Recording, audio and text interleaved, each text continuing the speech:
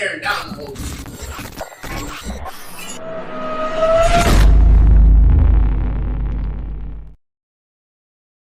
That demo ain't no. So they probably really do want Austin, but that's what they've been trying to find a home until that's over. Right.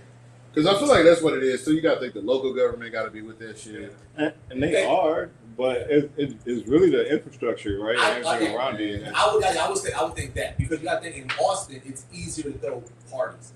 It's because you like, hey, we just got to find one of the bars on 6th Street that allows us to have it. Right. Everybody's there because you got to think. Even though Houston was cracking, everybody was everywhere. Yeah, it was a lot. It was so much. Where Austin has a dedicated party area, it makes it easier. I feel like Houston did too for a family was telling us. Yeah, for the most part, yeah, but it was still pretty spread out. You're trying to get spaces that's going to fit convention goers. That's the thing, though. 45,000 people. It grew bigger. I wonder, it grew bigger. So it would have to be like Houston. So it can't be in that spot that was in Dallas. That's They got to find a bigger convention center in Dallas because that Dallas spot is not going to be able to hold. Yeah, that's not going to be able to hold the capacity that they got now. Oh, you talking about with the Houston? No, Dallas. Oh no, yeah. Oh hell no. Yeah. That was way too small.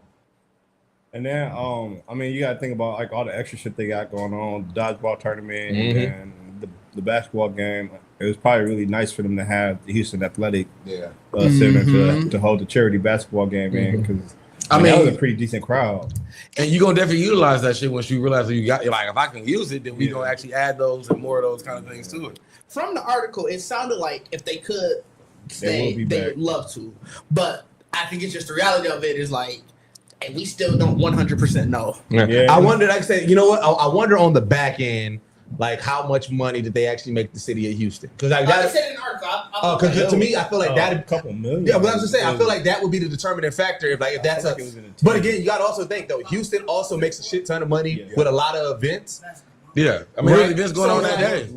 Like it was shit going on. That's what I'm saying. It's like where they probably made them a couple million. Is that couple million a drop in a bigger pool, or is it actually significant? I feel like that would determine if that. According to the article, though, and their summer seasons are really low. So then that gives them tourism. That gives them a little bit more. Then it helps out a lot. But you got to counter that with resources, public resources used to maintain. Yeah, that's the budget makes up for it. More police, more traffic control.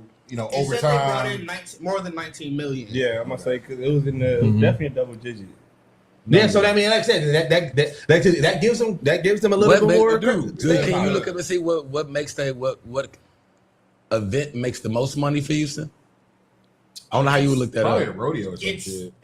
I'm sure it's also football season. Yeah, football season, rodeo. Basketball season, baseball. Well, I mean, I guess in the sense of another convention. 2 years ago, yeah. Like probably because I think what's crazy. Like they got an investor convention because I know those usually for. Like I was listening to Invest Fest is Atlanta. No, yeah, like I said, that's not just Invest Fest. I'm saying like there's probably other ones out there. But I was reading the art. I was listening to them on Earn Your Leisure on Breakfast Club, and they were talking about how they're not actually still supported in Atlanta because they're like, yeah, we bring like 20 million, but it's like they got all these other people that they really still throw their resources on because they bring more in. Yeah, you know what I'm saying? So that's what I was saying. That's what I was like. Was DreamCon just a drop in the pool, or was it good? Like that's what I mean. Well, this year, we completely forgot. This year. That was a lot. Oh yeah, FIFA. Oh yeah. Forgot. Yeah. FIFA ain't DreamCon. FIFA. When we took that train ride to the Houston thing, bro, all I saw was all while we was in Houston, all I saw was cosplays and soccer jerseys.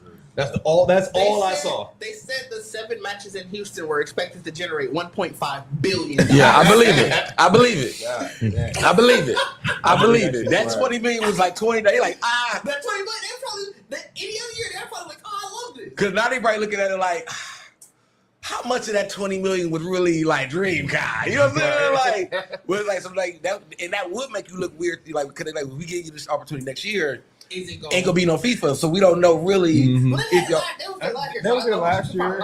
Actually, it said it was up from 15 million. The article said last year in Austin. I have to imagine he just messed up and meant last year in Houston. Okay. Because it'd be weird to skip a year. Yeah. Like this is your last year in Austin. This is what you made. Oh yeah, I see what you said. Yeah, I think it will make the most sense for them to be back to Houston next year, but at the same time, if there was a lot of things that I felt like the convention center failed for DreamCon, that it's kind of, it's the second year in a row that these same issues have happened. Yeah. Right. I mean, you got a convention center that can't handle the weight of 45,000 people, so now your escalators are down to one escalator in the entire building. Like, come on, man. Yeah, that is kind of crazy. Yeah. Like, I forgot about those. You know what they need to do? Let's hear. They need to let me that other let me go ahead and write a letter to the DreamCon. city of Houston. I don't know if y'all saw my letter I posted to my mom's, but my mom found the old letter that I posted when I needed $20, and I was very successful in it. Y'all want me to read the letter? It's very quick. It's very quick. You might as well That chicken scratch. Nah, it was chicken. I mean, I got chicken scratch now. You see my handwriting now. I've always had chicken scratch my whole life. Look at that. But this was a successful letter. That doctor, right? This was a successful letter. It said, "Yo, mom, ... smiley face. Let me holler at you for a I second." think it was talking to emojis. What year was this? I don't know. Right? Nah. And then, like I said, I put, "I love you, mom." And then I was like, I am your first son. So this is how I started off. I'm your first son. This is how I started off. You know what I'm saying? I'll be going there. I am your baby. You know? Yep. So you gotta remind them. You gotta remind them, right? I am the baby. So that's her. I said, I love you, right? you know I love you, right? And Butter her up real good. And you probably thinking, "Oh God, this boy's about to ask for something," right? I get it out there. How old were you? I don't know. I'm definitely like in my teens, probably like 12, 13 or something like that, right? Okay. I said, "Well, you're right." And to your surprise, I took the numbers out of the message so you can read my whole note. This is that 16-year-old. This is 16. This is a clean 16-year-old. I said, and then we was on it. We was on it. I said, yeah. So I just want to say, you are looking nice today. Have you been working out? And I love what you did with your hair. I mean, you're feeling good, looking good, smelling good. It's nice outside. It's Friday, and you ain't got to worry about that work thing this weekend. And love is in the air. That shit. But love is saying something. And you know what that is saying? It's saying Rudy needs $20. Now, listen here. I took the numbers out. I spelled 20. So remember I told you, I took the numbers out so she could read it. I spelled it. I said, I said, she can read it either way. Wait, it's saying Rudy needs $20. And I know you don't want to disappoint love. So what are you going to do? I mean, mom, this is your destiny. $20 can save the world. The question is, will you take that responsibility? Were you an evil villain that you had your head on the button? $20 for it. We'll take that at least until I get my tax money, and then everything will be good. Smiley face. Until I get my tax. Until I get my tax money. I had a job. Until I get my tax money. It had to be 16. That Theodore Huxtable ass goddamn letter, bro. That Cosby Show ass letter. I got that 20 though. I'm saying it worked. I got that 20 though. It worked. We definitely because I used to go to my dad like, "Hey, the walls look like they need washing. The walls look like they need washing. I just need $20, $30." And my dad, he'll do it, but if it's comfortable, he'll pay for it. He like, "Shit, I ain't gotta do it." Mm-hmm. Yeah, go ahead, bro. I paid for my trip to Miami when we went to the Orange Bowl when I was in college. I paid for my trip by Miami. I was like, "Hey, this summer I'll paint the house." My dad was like, Okay. "All right." I painted the damn house. Like, By yourself? yes. I was out there. And I still had a job, so I'd come home from work, chill for about an hour or two. All right, let me go paint the house with the daylight we got left. With the daylight we got. That's an honest though. I could take that. If one of my kids came to me on some like real shit, like pops, I will dig up the garden bed. I'll do some real work. Yeah. I just need to cash me out at the beginning of the summer, and I have it done by the time. Okay, I need to know I need to know you know how to do it though. Like you paid, like your pops already had put you through that. Like y'all painted some shit before. So he knew you could do it. Before I started, he realized I was going, I can use this to get money. Yeah. He was just like, "Hey, you got to do this." Yeah. Well, like I said, we like I said, me and Digit's parents, like my mom and pops, we know, like my pops, you're gonna have to do some chores. You're gonna have to do something to get money out of him. My mom's, you can butter her up. You know what I'm saying? But my pops, like they say, so. Well, that's because she's just giving you her pops, y'all pops money. Anyway. You know that? It ain't her money. Well, it depends. Yeah, that ain't gonna It depends because there are certain times. There's certain times where mom's like, all right. I'm gonna actually need this one back because this is my money. That's what I'm saying. That's what I'm saying. If she happily gave it to y'all, We weren't going for this shit. if she happily gave it to y'all, it wasn't her money. Like you're there. When I first got my car, you know, it was a hand-me-down car, so it was like I was 17. I wasn't used to like having to do upkeep on a car. I think my tire went out, and I had a job. I was working at Pick and Save, but that was my money for me to have fun with, not with the car. So I had to go, hey, mama, I got to replace the tire. It's like $150. I get paid every Friday. Can I loan it? And she was like, I'm going to need this on Friday. All right. I mean, yeah. I always pay that. You know? But no. Because sometimes you pay your dad. So you say yes. Yeah. You know, you pay your dad 75. Yeah. Cool with it. I need my money. So like I said, we know when is what. We know when is what. So I know how you is. What? Because she's right. Like, when my dad, he just be like, bro, because he know I'm going to pay it. Yeah. Yeah. He just like, Just get it back to us. Get it to me when you can. You my son. This it's going to come into that. And so, when I was younger, I definitely used to take advantage of that. Yeah. Look at that. You good? Your phone mess up? No, I'm on TikTok Live. Oh! I'm on TikTok Live. And Y'all both on TikTok Live? And they asked us to do something together. And I did it. He didn't. So now. I saw you looking at your phone confused for a second. No, I did it. It said you declined it. Who, me? Yeah. Well, did I have to y'all choose shot the yours? battle thing? Oh, you was doing it to me. No, it's I'm assuming it's like a collab. No, but they No, got it was the a battle. I The think it was battle a thing, yeah. So it's the battle thing, and then pretty much whoever's watching the live, like if they're watching your live, they get the tap, and then like there's a score. And at the end of the live, it'll say whose live was more popular. People do that all the time on TikTok. Oh, y'all adorable. Word. I'm trying to play with you. You ain't playing back. You understand? Told me that. It just popped up on my screen randomly. It just said, "Hey, Kingpin versus battle."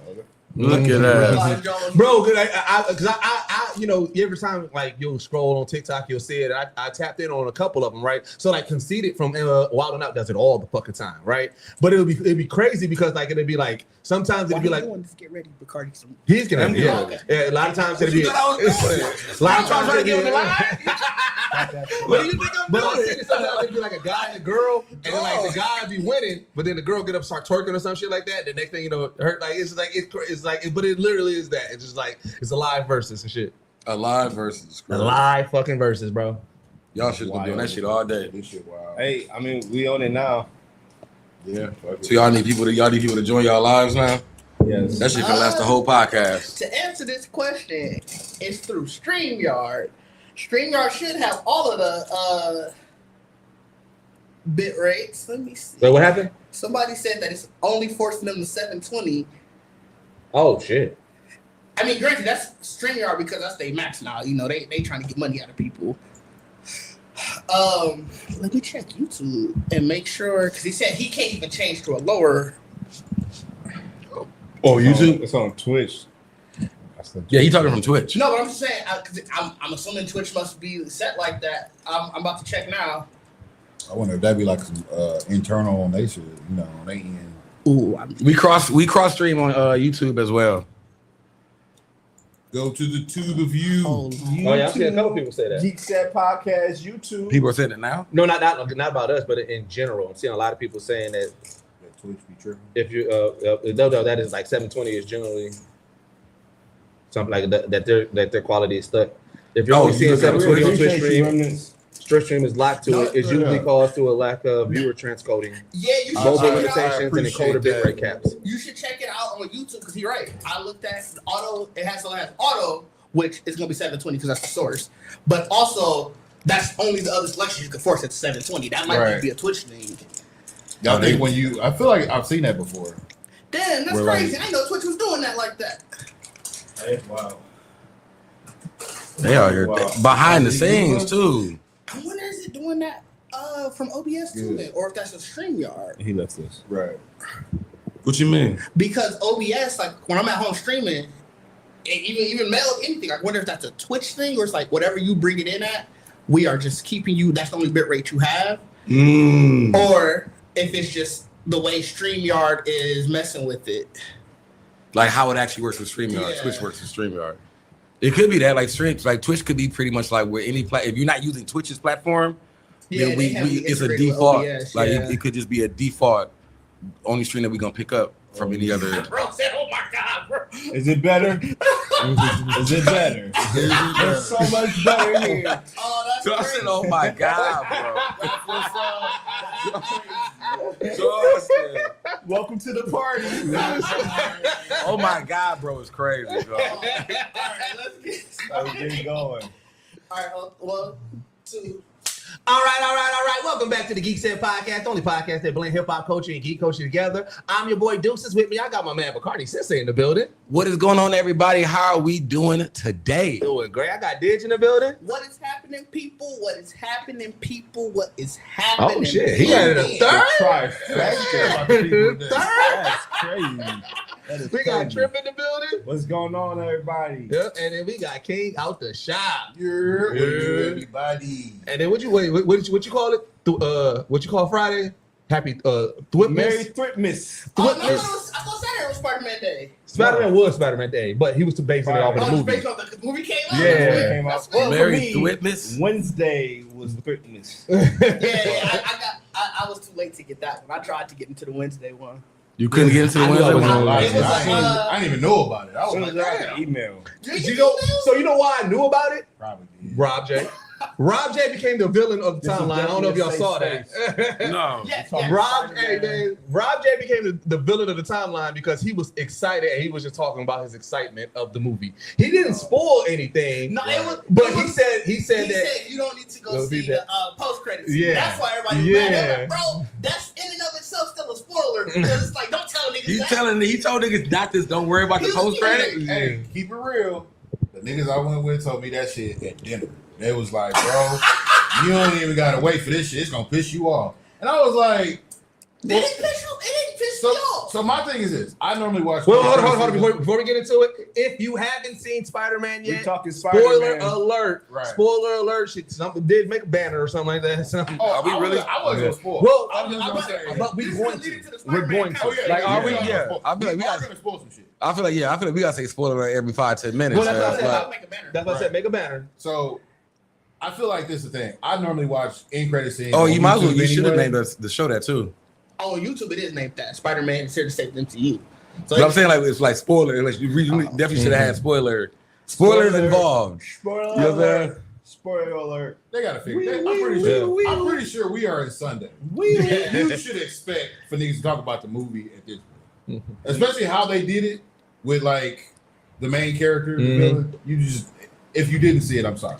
Is the main character villain really the hold on. character? You never finished your statement. Okay, so yeah, I normally watch end credit scenes on YouTube after the fact because then I can never stay.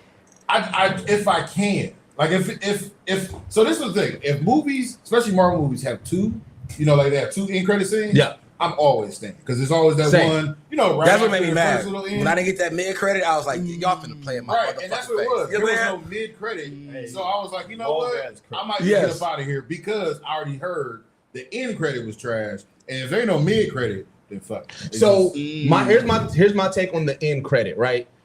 I hated it at first until I got the context, right?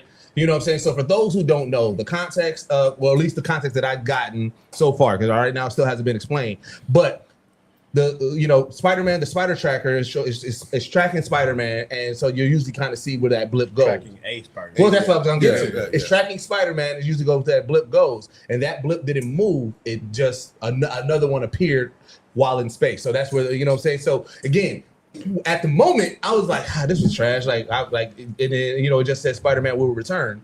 But then when I watch my breakdown videos and they explain no, that's not our Spider-Man. That's a Spider-Man that popped up in, in Battle World or wherever it's going to happen. And I was like, okay, that's pretty dope. And then, like I said, with them leaving Spider-Man will return, but not saying when, I get it. But I was like, but again, to me, I was like, that's kind of trash, post-credit. I mean, it requires work.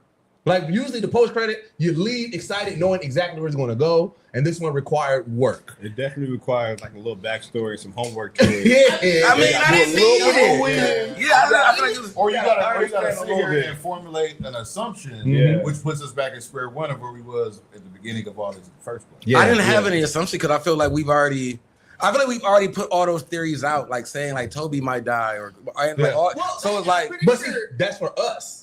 I'm thinking of the casual viewer who just went in like they it's going to require. If you a work. casual viewer and you just saw Spider-Man for the first time, no, I'm casual viewer of the MCU.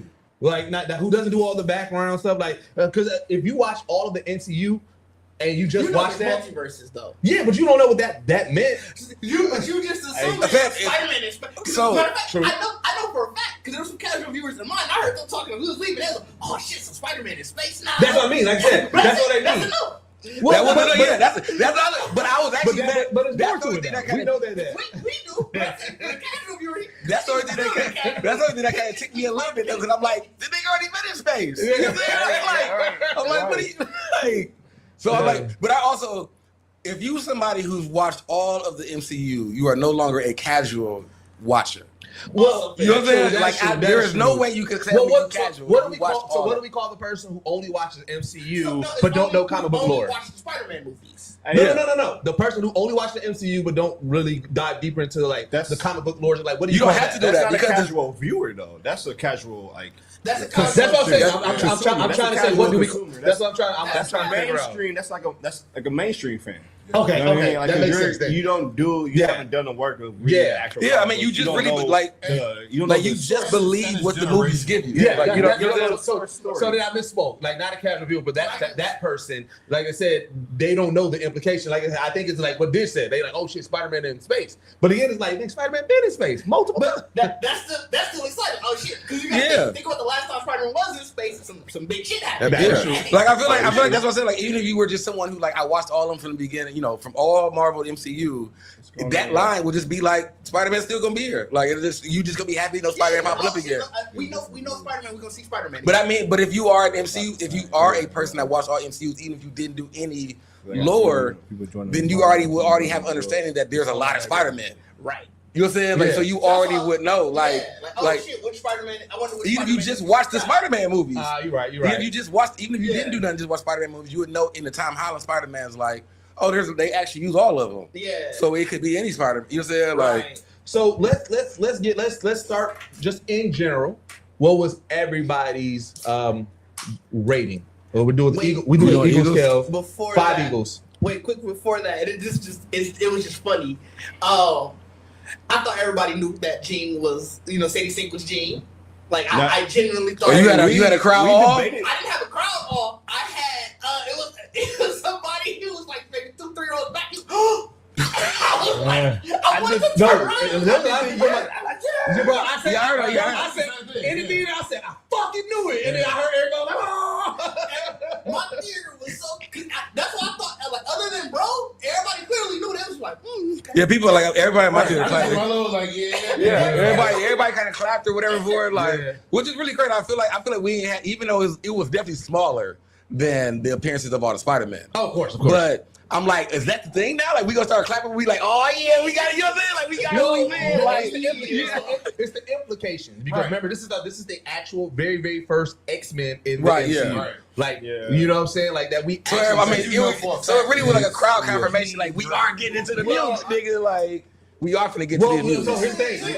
But it's not really. She's the X-Men. Like, she's tied into the X-Men universe. X-Men character. But she's not the first mutant. Like, we've already. Well, not mutant. That's why I said X-Men character. So, the mutant that's part of the X-Men. She's the very, very first mutant, a part of the X-Men that we've seen in this universe. Yeah. So that's why that, you know what I'm saying, it's the implication. Like I said, with the Spider-Man, it was just more that it was nostalgia. We see Tobey and Andrew Garfield. But no, it was just funny hearing dude because he was the only person who I guess genuinely was shocked.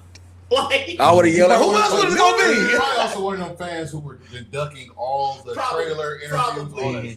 Well, it could have been, like I said, a lot of people was like I want to be petty on the timeline, but then it'll give away shit for people who haven't seen it yet. Spoiler, right? Because there was a lot of people who was like, "Man, y'all dumb as hell thinking it's gonna be Jean Grey." Like niggas made videos.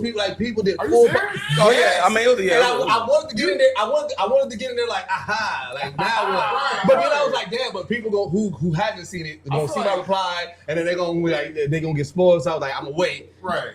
Yeah. Monday. That's why I thought I was slick with my spoiler-free review. And my mention of Jean Grey was Ryan Reynolds' San Diego Comic-Con. Yeah, that was cool me too. too. Yeah, that was cool. Yeah. But the thing Shout out to about Ryan it, Reynolds. I feel like what they. How can I put this? The fact that she at Comic-Con said, "Yes, I'm not in this trailer, but I am in this movie." Like, who else could she have been? But like I said last week when we talked about it, to me, any other character that they named guest, it could have fit in the Spider-Man world, but the secrecy wouldn't have been needed. Yeah, it's the secrecy to me that cemented it. Yeah. And you was like, I get to go back to what I said last week. You was Firestar. Oh, it'd have been some moans. It'd have been some moans. It'd have been some real groans in that. But what the fuck? Easy reaction. Because it's still, why the fuck are you here? But you also, like I said, you would have to be somebody that just want to, I don't know, like stretch it out even longer because we need confirmation of X-Men and the mutants. Like, you know what I'm saying? So, like, why would you want it to be anybody else? Like, to remnants of Vinny's point, that is also true. A lot of people were like, "Oh, is she gonna be the actual Mary Jane?" So, yeah, people did genuinely. But we already had an MJ. But those are racist. But to me, say it again. Those are racist. To be fair, they was, we getting the real Mary Jane now. yeah, if you say the real Mary Jane, okay. You know what? Here's what's funny. Wait, you want to know what's hilarious? King is so locked in that he didn't even see the racist part. Like, he wasn't talking about we got MJ. I told you, bro, too logical, nigga. Like, when you say it and it don't make sense to me, it's like, that don't make sense. Why would they say that? They're being racist. Yeah, that's okay, bro, MJ's here. And MJ is still in the movie, like right? Like, what do you mean? Like you got now you trying to say this nigga don't want his baby back. You know what I'm saying? For watching the movie, you yeah, you know what I'm saying? Like you thought you was gonna go down bad, bro. He had me so fucking sad for him, bro. I felt bad for him. I was like, we got emo. Bro, Peter, like we ain't seen this. Super depressed. Yeah, we got to. So yeah. Let's start. Didge. I gave it a 9 out of 10. Okay. Oh, you doing 9? You're not doing Eagles? 4.5. 4.5 Eagles. Yep. I'm going 4.5 as well. Yeah, I'm pretty much 4.5. I'm 4.5 across the board on that. I believe in that. Mm-hmm. I'm a Spider-Man nerd, man, so I'm gonna get this a solid 5. Hey, I'm not mad at it. You know what I mean? Like it has. I have two things. You know, I have my things. My thing for me is. No Way Home made me shed tears when we lost May, right? Yep. Even though I did not shed tears, I felt like I needed to in a lot of moments. I did. Yeah, you know what I mean? Did. I shed a tear. I shed a tear. Yeah, I shed a tear. That's why it was like. It's the 4.5 is really because of just comic book lore, like comic books. I got some legitimate gripes. I'm gonna say honestly, I could have nitpicked this movie, but I'm a ride with how Trip thinks. This is a 5 for me, 5 Eagles, which I normally don't even get movies really. Don't give movies because it'd be like so many things that I'd be like, bro, this shit is pissing me off. Yeah. This, that, especially Tom Holland. This is the thing. And I've said this shit to y'all so many times, dog. They always make Spider-Man or Tom Holland so annoying in all his movies. Or he is the pestering kid, or he's the unsure hero, or he's just a disobedient nigga. This movie is what I always wanted to see out of him. Yeah. I had so many points where I would see Tom Holland, but I definitely saw Tobey Maguire. And it was like, all right, good. You are fucking Spider-Man now, and you are not. Yeah, I have a really good theory. Playing a hero. It was. He's Spider-Man and this is Peter Parker. Like this is 100% the best versions of both of those characters. Especially coming off of No Way Home, where everything was so uncertain and so this, so that, to see him locked in as Spider-Man for 4 years straight, the dedication. Yeah, you still doing your thing, watching your friends, but he was like, nigga, I'm out here doing it all. He was stressing. He was stressing. Like the city loved him, and it wasn't just your neighborhood. It wasn't just, you know what I'm saying? Like that's what I think Queens. I was moved to where this is officially a Spider-Man, universe. Because before you kept acting like you want people to know who Peter Parker is, but nobody really know who Spider-Man is because it's a sighting here or a sighting there. No, nigga, I want you to be taking out all the criminals. You know what I'm saying? Like you supposed to be the man. Like we just talked about with the Spider. The Spider wasn't playing no games. Oh no. When he hit the scene, you shoot at me, bro, I'm shooting back at you. Or I'm throwing a card at you. You a villain, I'm taking you out. We gonna make sure you get put in jail. Bro, Spider-Man was really just like out here fighting until the nigga beat him up and then he let him go. And I didn't like that.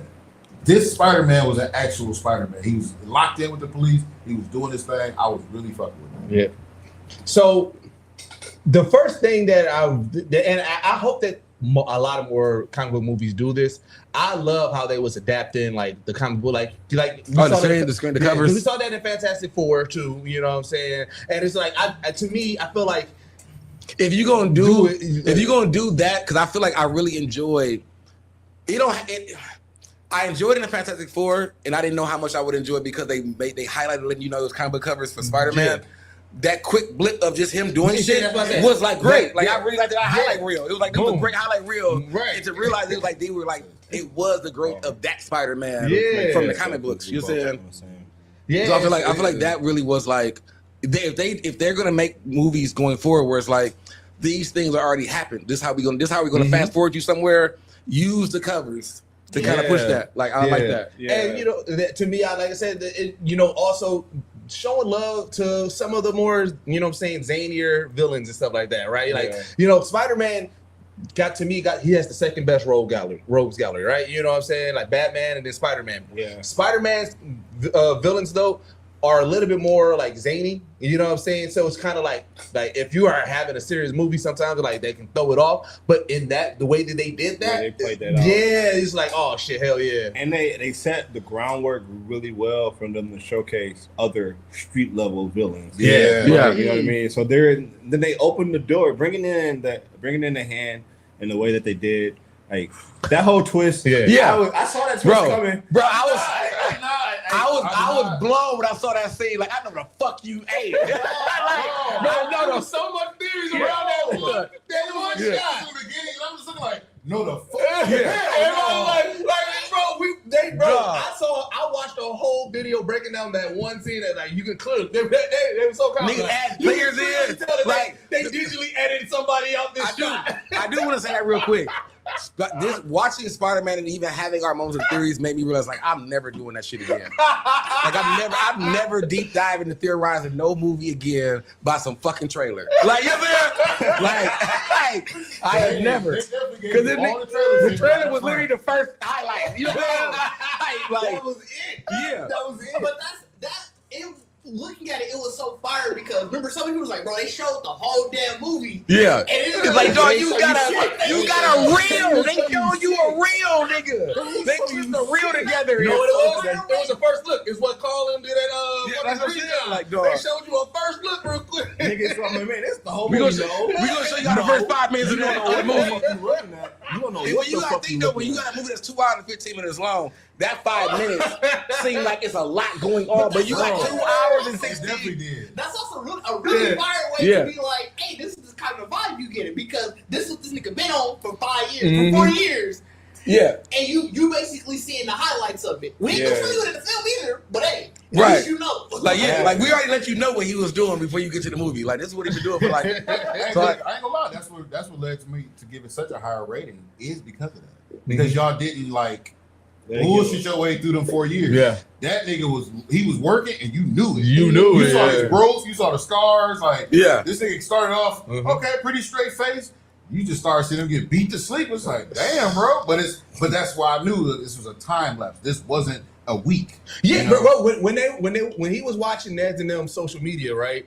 And when it was like, we about to graduate, I was like, damn, bro. Like, bro, you really stayed away for 4 years? Yeah, 5 years. You did that bro. one coffee stop. Was like, I can't do this. I can't do this. It's gonna work my nerves. It's gonna work my nerves. I need my girl back. I would have been at that coffee shop next fucking day after I backed out. Oh no, bro, I can't do this alone.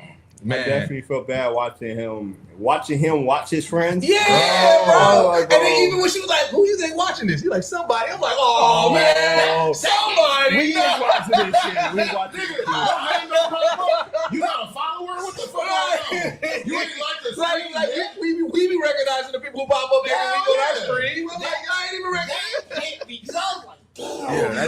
That nigga been sitting in the bushes for 4 years. Yeah. Watching y'all. That man be at home like. Nigga. I was mad though, because they made it. They wasn't. They had about on the street. They had about 298 in line though.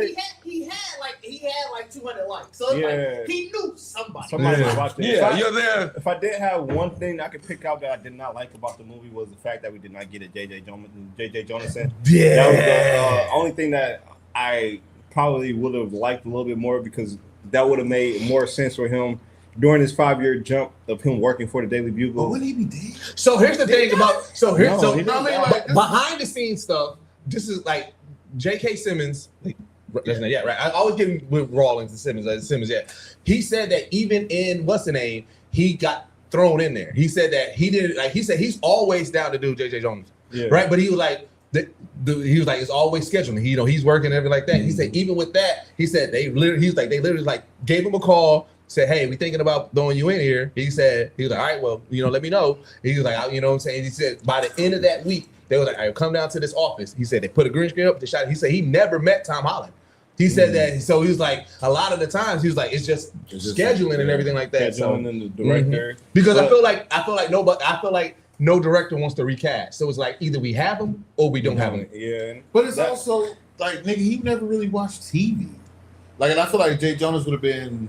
He could have been like a YouTube guy too, but I'm just realistically. That's why he had him in the last one. Mm-hmm. But that's why I'm like, I feel like this was more like, I feel like social media based. It wouldn't, was covering then, or that's what they were covering in the movie. Yeah, like I feel like this was more of this was a boots on the ground Spider-Man. Yeah. Like he's not listening to the chatter. They set that stage where J.J. Jonathan being boots on the ground type, because with No Way Home, he was in his basement. Yeah. He was in his basement behind the green screen shooting those clips. Mm-hmm. So he could have still been that guy. Yeah.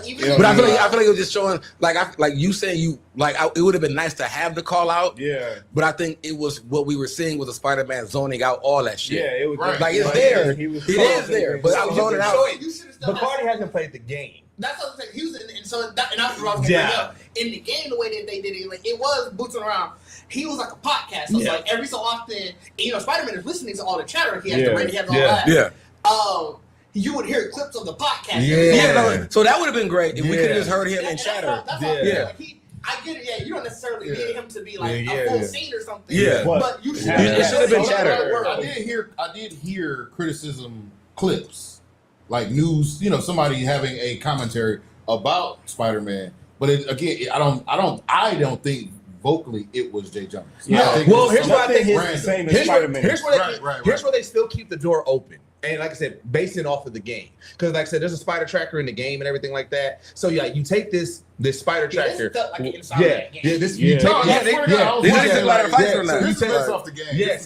you take the spider tracker, it increases the popularity of Spider-Man because it's all about Spider-Man sightings. That what makes, Jonah come back. Because then now he's like, wait a minute, no, he's a menace. And he's like, now they had a perfect spot in the movie when he freaked out. Well, not necessarily freaked out. When he hit that car. Oh yeah, that would have been. That was perfect timing. That would have been even if you're not gonna show him. If you're not gonna show him, then that would have been perfect. That'd have been a perfect chatter. And they I think with the Captain. Remember they showed like whatever newspaper that was. Like, did Spider-Man go too far? Something like that. Yeah. So like he could have just been one of the people who was just like, yeah, this is why he went too far. He's a menace. But that's what I said. I feel like what we know of Spider-Man, like Jay Jonah plays a lot in that world, and I feel like they wanted to start this origin where it's like all this nigga, all he's is everybody he talked to at an eye-to-eye level.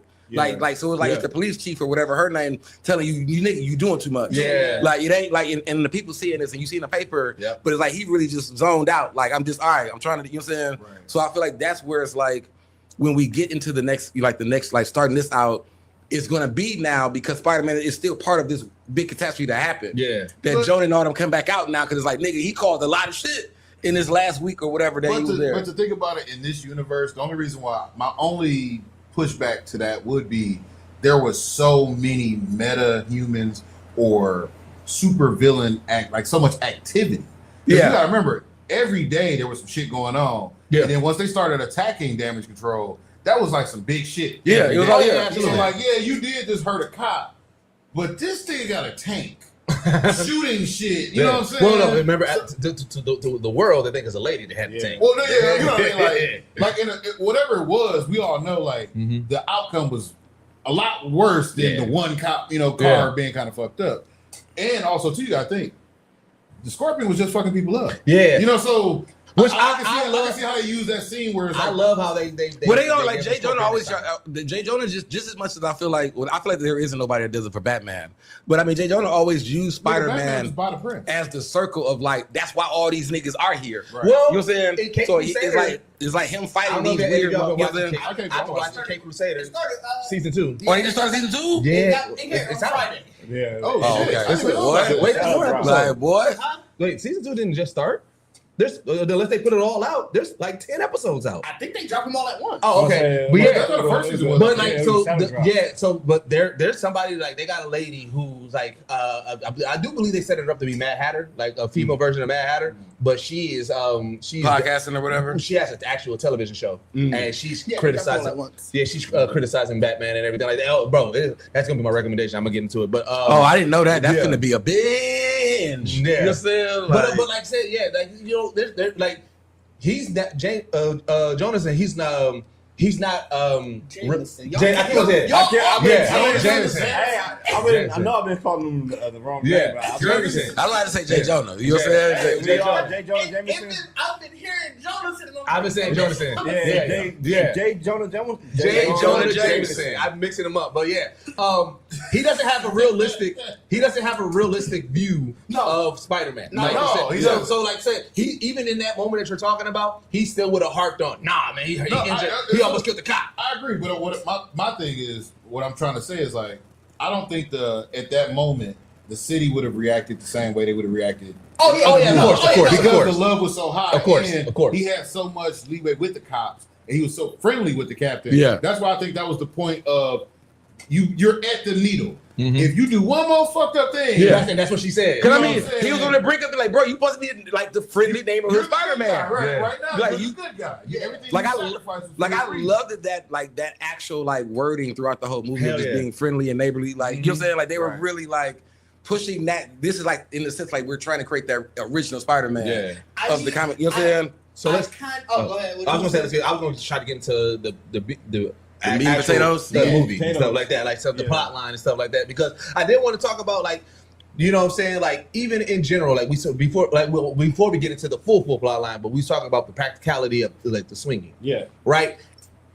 It was a noticeable difference in a positive way. In a positive way. I really love the fact because I pointed out. I was like, I really enjoyed the practical swinging. Yeah. And you can see that they took their time to make this look good, and then it looks like the video game, because the video game I feel like they did a really good job at doing practical swinging when they did the motion capture through it all. So for them to take that element and really lean into the Insomniac game so much so that it came out so well on the big screen, like you can't ask for a better depiction of the swinging for me in my eyes. Yeah, I think so. I mean, I didn't play the games, but I mean, I've seen so many Spider-Man videos. Like I said, it felt watching the movie, especially like I said, even seeing it in Screen X, like watching it in that more immersive feeling, it felt like me watching the games. How niggas be just playing and just be free going. You know what I'm saying? Like a real free flowing type of swing. I feel like the first roof fight when like the beginning of the movie he comes in and it's like how he catches shit and propels himself. Like you said, an angle from behind through. That was it was the best version of what and it was like I said. said, I think come out of a Spider-Man. I just remember seeing some post or somebody they said that I think Tom said it like they heavily referred on Insomniac's fighting for the fight scenes. I forgot who it was he took down, but When he that came when down, he came down, that was one of the takedowns. Oh, was it? I think it was the second Scorpion fight. Oh, okay. When he did the thumb down. Yeah. That's a Spider-Man takedown. We all played like all of the play the game. You that many times. Yeah. I was Leo, man. Hey, one aspect that I didn't see anybody in my breakdown talk about, and I think that it linked on this Peter Parker being like, friendly neighborhood, like he's back to his roots being in New York. Did y'all catch like Tom Holland's New York accent? Like absolutely. he really put that on. I'm surprised because I saw plenty of people online talking about. Yeah, I saw online, but I didn't see like new rock stars, Straight Crush, all them. Like none of them talked about that. He really took this serious because he has the biggest problem with reverting back to his English. Yeah. Mm-hmm. So that's the thing. Like I felt that too. Yeah, when he was on the phone with old girl, I was like, bro, he sound New York as a bitch. He sound New York as fuck. Even at the end, when he was like this sincere, it still sounded like a New York. Like you know what I'm saying? You got me. Like, ooh, okay, Tom. Man, so you know what I'm saying? So so that first opening sequence felt exactly like the video game because like in the video game you do gotta like stop cars and take them down. You gotta kind of swing through the city, jump on the front of the like they made him really do it. They made him really doing like that was so fucking. I feel like that was great to even show him like he was just it escalated up. Mm-hmm. Like it was like the first cutscene was Henchman. Yeah. Then it was Tombstone. Yeah. Then it was Scorpion. You know what I'm saying? Like it was like it kept going up. You know what? It felt like a square button was gonna pop up. Like every moment where like the helicopter scene where he's trying to stop it, the tank scene where he's trying to stop it, like those are all those cut scenes where you're like, I know I'm watching and getting immersed, and then it's gonna be like, press triangle. You gotta hit the triangle. Bro, I was impressed by that. To be fair, and you know what's funny? Even though it was in the trailer, that opening sequence with Punisher. It really established their relationship because I love their broship, and I love the Staten Island thing. I'm hoping we're gonna get some kind of one-off. It's gonna be like Black Widow and Hawkeye. What's the thing they were talking about? In Magic War, you'll never see. You'll never see. But they'll always constantly talk about it. Yeah. Staten Island. I was like, bro. Like, give us a flashback or something. I like it better like this. I feel like that was just the introduction. That's when they first met. That's why he always talks about it. We'll get more and more little details. Yeah, there's gonna be more references. When they was talking about MJ about it, they're giving the little details of what happened. But they yelled over each other, so you can't really hear it. Yeah, I feel like it was definitely one of it had to be their first like interaction. Of course it was. And you got to think as much as the Punisher. In the Daredevil universe, like seeing Daredevil do some crazy shit, seeing Bullseye do some crazy shit, he hasn't really seen metahumans like this, right? Yeah. So like now in this world, he probably is like with him being in New York. But that first time seeing Spider-Man, he probably was like, "What the fuck?" Yeah. You didn't saw super strength before. You always saw agility and shit. Kinda, because you still gotta remember that Netflix series has Luke Cage. It has Iron Fist, so they ain't transforming, they ain't doing, you know what I'm saying? They ain't swinging from web. They ain't shooting shit. I mean, Daredevil was the closest thing we got to. That's the closest. Yeah. He do got the thing. The grapples. But again, at that point, he has the same amount. He had the same type of agility that Spider-Man. But he got the strength though. Spider-Man throwing cars at you, bro. Spider-Man is definitely throwing cars. Yeah, and I think one thing I want to say that I really enjoyed was the Spider-Man effect. Because in Punisher, like when you think about Punisher and Daredevil and all that, even though it was the same Punisher, you can see the lighthearted Punisher in this Spider-Man. But in the comics, it's like that too. That's in the comics, Spider-Man and Punisher's relationship is like that. You know what? It's a balance because Peter has always been around these good guys, these smart academics, rich people. For him to be a broke, gritty guy, you got to think another gritty guy is going. A more grittier guy. Yeah, right. I could be the nice side for you. Yeah. Like, all these motherfuckers are trying to be the nice side for me. Because I'm always being timid. Because you know what? In reality, the most grittiest person that Peter Parker probably met would be Winter Soldier. Yeah, it probably would have been. But they're not friends. But I'm saying that's the. They didn't really talk to him. But I'm saying that's the most grittiest person he met. So him seeing Frank probably was like, whoa. Yeah, and Frank tried to kill him. Like, nigga, are you a hero or not? Nigga, like what are we doing? His interactions with Frank is actually like it was great interactions, but it made me. That's like part of the reason why I couldn't give it a full 10. Because they, as much as their interactions with Frank is great, they made it seem like Frank had nobody else. And it's like you went through all of this with Daredevil, but it's also 4 or 5 years later. But the nigga's gone. But the way that you could tell in those instances, they were like, we opened the door, you know that Daredevil was in this universe, but we are still trying so hard to keep. I'm just like, why? Right now he does. Remember Daredevil's in jail. Daredevil's for me, and then the relationship that Frank and Matt had was slightly different than the relationship that he's built with Peter. For sure. And to the fact of Frank and Matt were friends off of the fact that they had to be. Like, y'all didn't. There was a point in time where they had nobody else but each other, so they had to work together. Yeah. They did not like each other, but they had to work together. And they both were on the edge. Relationship out of confusion. Like Karen is technically untouchable. You got to think they kind of got like a weird love triangle over there, and his respect for Matt, he's probably like, "Yo, I gotta stay away." Because Karen, I ain't trying to fuck with Karen while Matt is in prison. But you at least put that person in your life. It just felt like they were wholly just like they didn't know what to do. They just wanted to keep it separate. And you gotta remember too, though, in this last season, which I think we all agreed it didn't make sense, they tried to put Karen and Daredevil back together. Yeah. So that was probably, like you said, out of respect for Matt. I'm not gonna come around because I know your girl really like me. But I also feel like that too. We also forget about the one shot. So Daredevil, like at one point, Punisher actually is off and gone. When that one shot is set, I think it's before this because remember he got the haircut. Yeah, it was the same haircut. I tell people this is just they said because no, it was. Daredevil, Remember, we thought we was gonna get something that connected to Spider-Man because it's supposed to be after. It supposed to be before Spider-Man.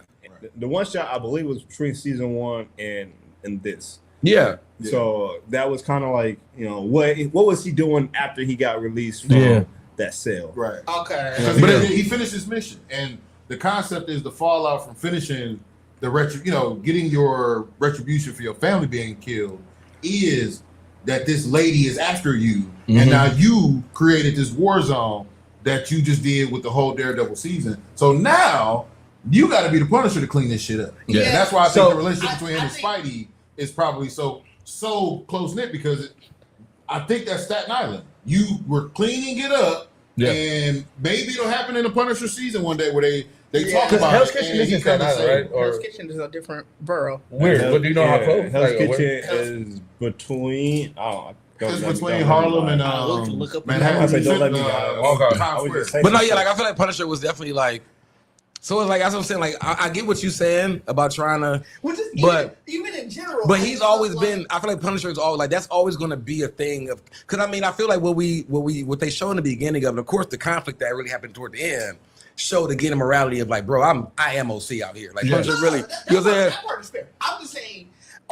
That was just where it was most evident to me. Is like you could tell they kind of wanted to throw a little bit of like, okay, this is Daredevil's. This universe is still the same. Like even with Sheila being the new mayor now and stuff like that, it was like we showing that these are intrinsically attached, but we like to what Doug was saying.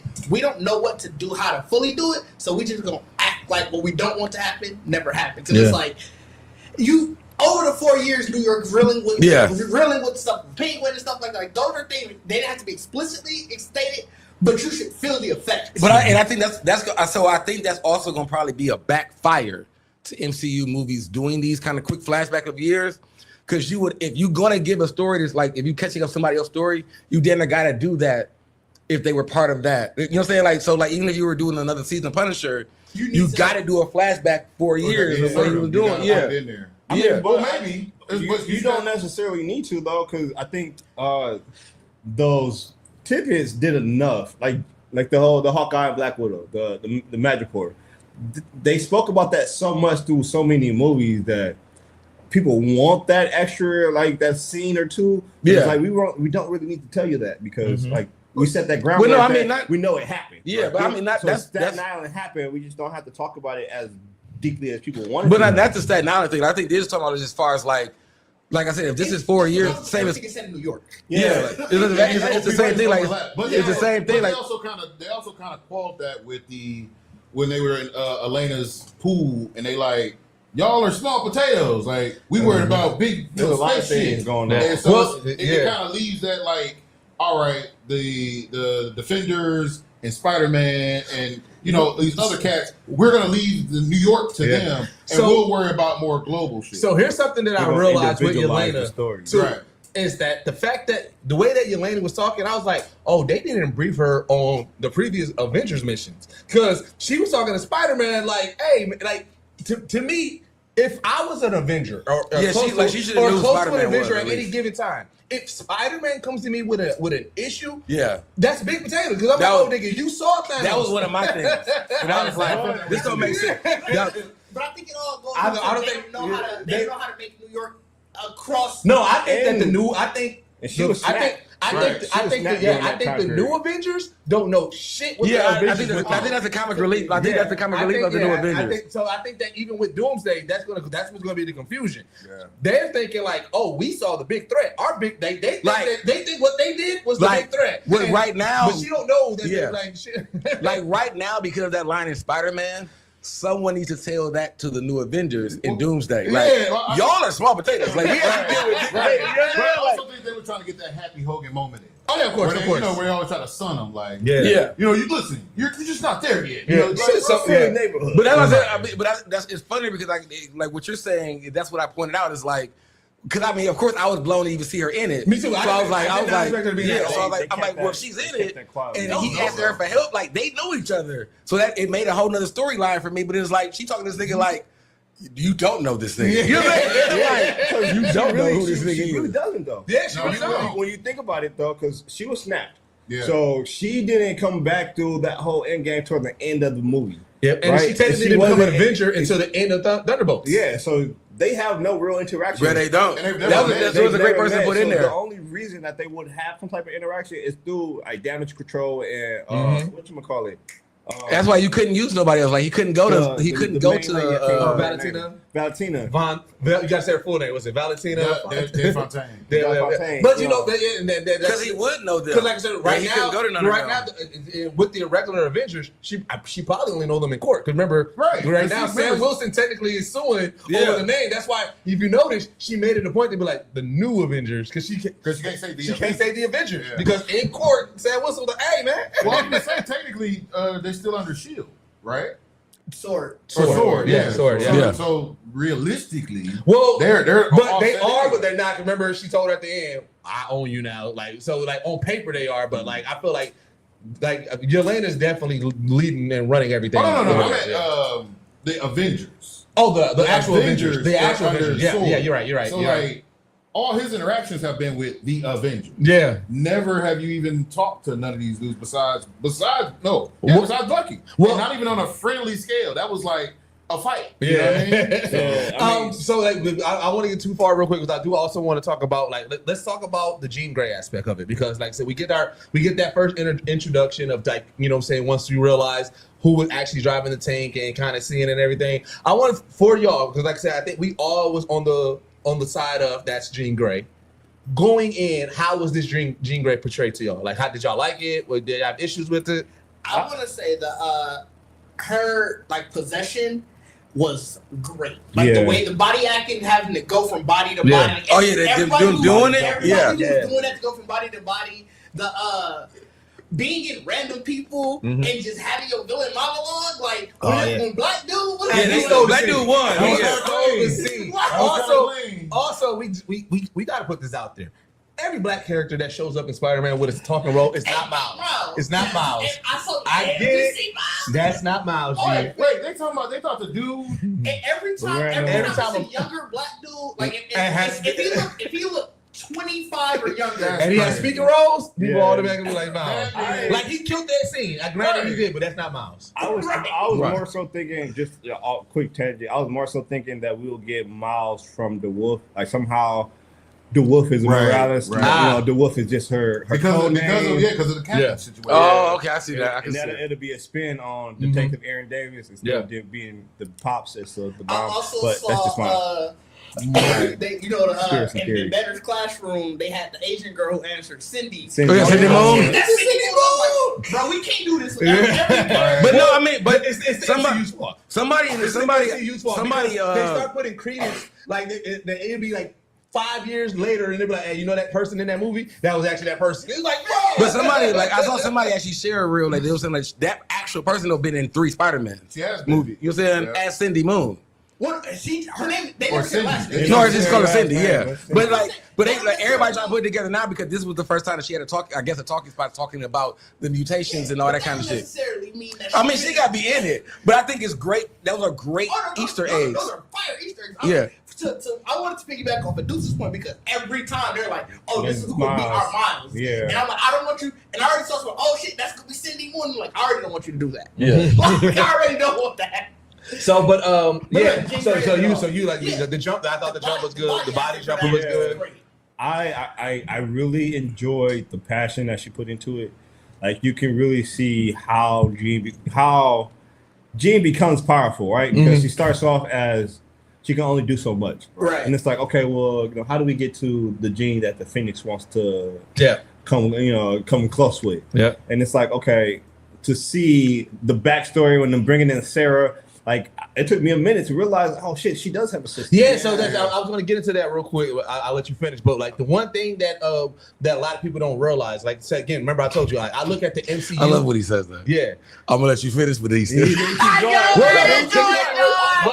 so disgusting. No, this is a real it's so disgusting, dog. That's what he's saying. Yeah. No, after what he's saying. That's but right. you ain't add it after he's saying it. Okay, I can do it. Yeah, I know. It took me a little bit to be like, damn, she had a sister, and then to realize how she got to the power skill and the power level that we get to, like I don't want to get, I guess I can't get deep into it, pause. Hey, but just the reason how she got so powerful is because of damage control and all of that stuff, and so it's just I really enjoyed the way they brought her in because a lot of people don't realize how intertwined Spider-Man is with all of the V-Max, V-Max was dark. V-Max was dark. So in the comics, like I said, dark in general. In the comics, like I said, that's one of the things that trigger her, like her expansion of her powers. It's the death of her sister. It's a different telling of the story. I didn't know this either. So this was something I didn't know. I tell people all the time, like I said, and I keep on echoing every chance I get.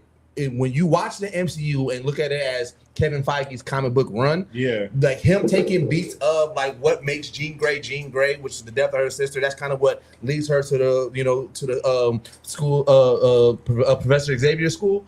It's like because he sees that surge and he's like, I can help her control that, I can help her maintain that and everything. Yeah, like all that, right? All that. So it's like, you know what I'm saying? So this was just a different retelling of that, and you know what I'm saying. And I saw a lot of people upset because people were saying like Jean Grey was never a villain. It was like, bro, like she wasn't villain. Every movie, she starts off by killing her parents or killing people, inhabiting people, and that's how they got drawn to. And that's the thing is like, bro, we done seen in the MCU so many characters who start off as villains who are redemptive. Like people love Bucky. Bucky was a killer. You know what I'm saying? Like you say, that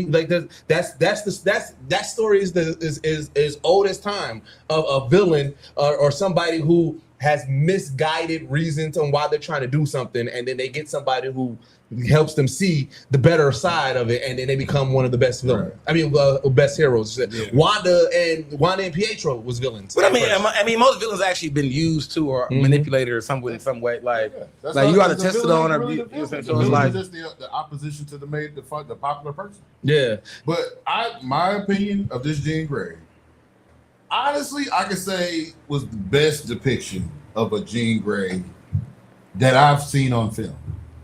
I agree. Because the first I agree 100%. Jean Grey, she was cool, but I thought she was a little too seductive as Jean.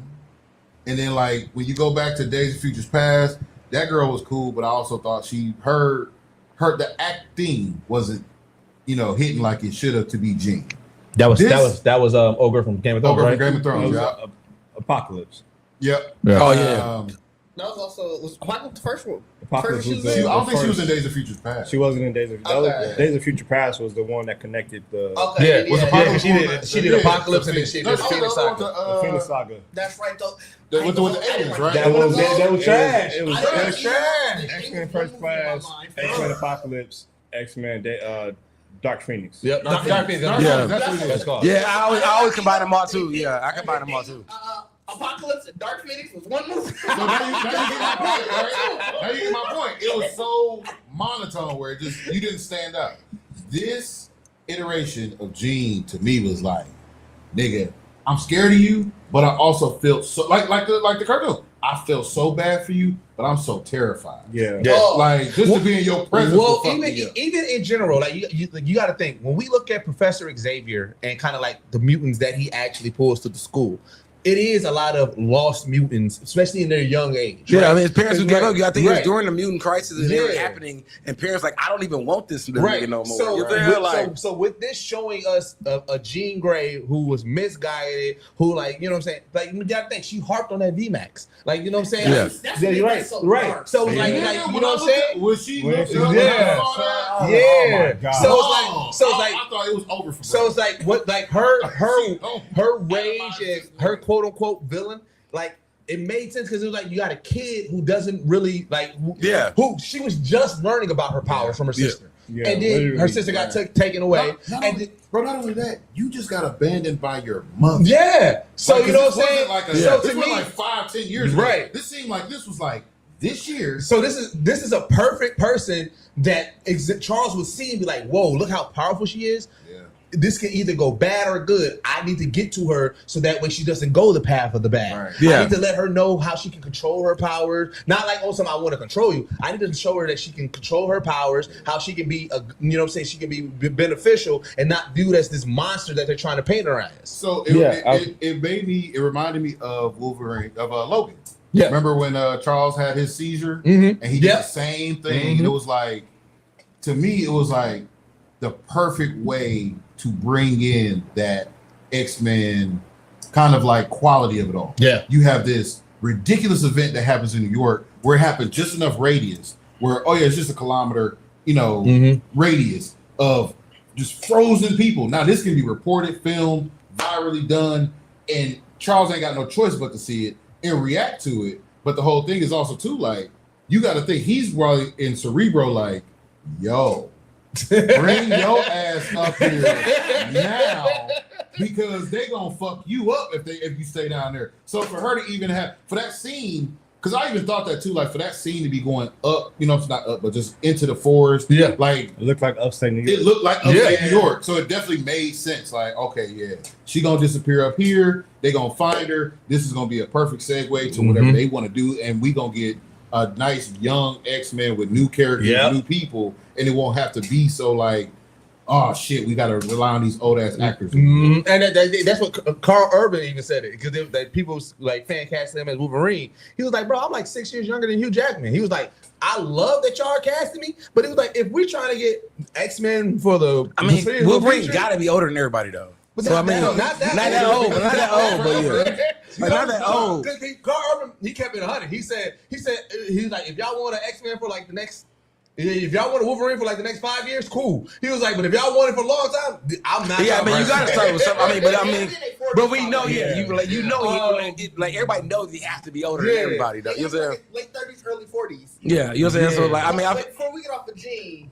I didn't talk about Gene at all. You know what I'm saying? I wasn't gonna get over here. I know you about to No, I was gonna add a little bit more content, but I was gonna say, with the Gene, like I feel like I agree. I feel like this was the best Gene, but I also feel like because it's also like for me, I feel like this was like the best way you can create an origin story for Gene as a troubled, that's what Xavier looks for. Trouble, we talk about look for like, so you make a troubled youth, and I like the fact that it was like I said, we always know the history of her killing her parents.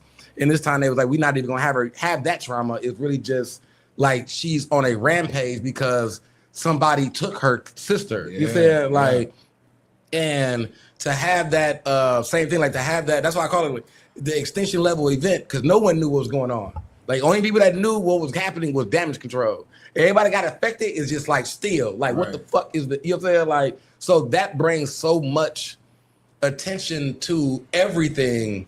So like even when I think about like going forward in Spider-Man movies or whatever, even Spider-Man having a connection with Jean, it's like that's how you create the menace of Spider-Man again. Like Spider-Man caused this fucking thing for everybody with his accomplice Jean Grey or all these people. I can see it going both ways, but I could also see it going this establishes the hate for mutants in New York. Oh, yeah, Also that too. It was definitely, But also, you know what I'm saying? but also, we gonna get into that. We gonna get into that. But I was gonna say, like, but also puts them because that's what it was, because it was something like the blip in the sense, where the blip was like no one know what the fuck happened, who really caused it, and you just affected by it. It's the same thing where it slides under the radar, where the only people that's gonna know about this are the people who know about mutants. Well, but you know what's going to end up happening? Again, it's going. What end up going to happen is going to be the chatter. It's going to be the chatter of like people like, bro, these mutants. You know what I'm saying? Once they classify what it was, because people they know that somebody was doing something. Jean Grey has not been outed yet on the, but like that backlash is going to happen, and they're going to talk about Jean Grey.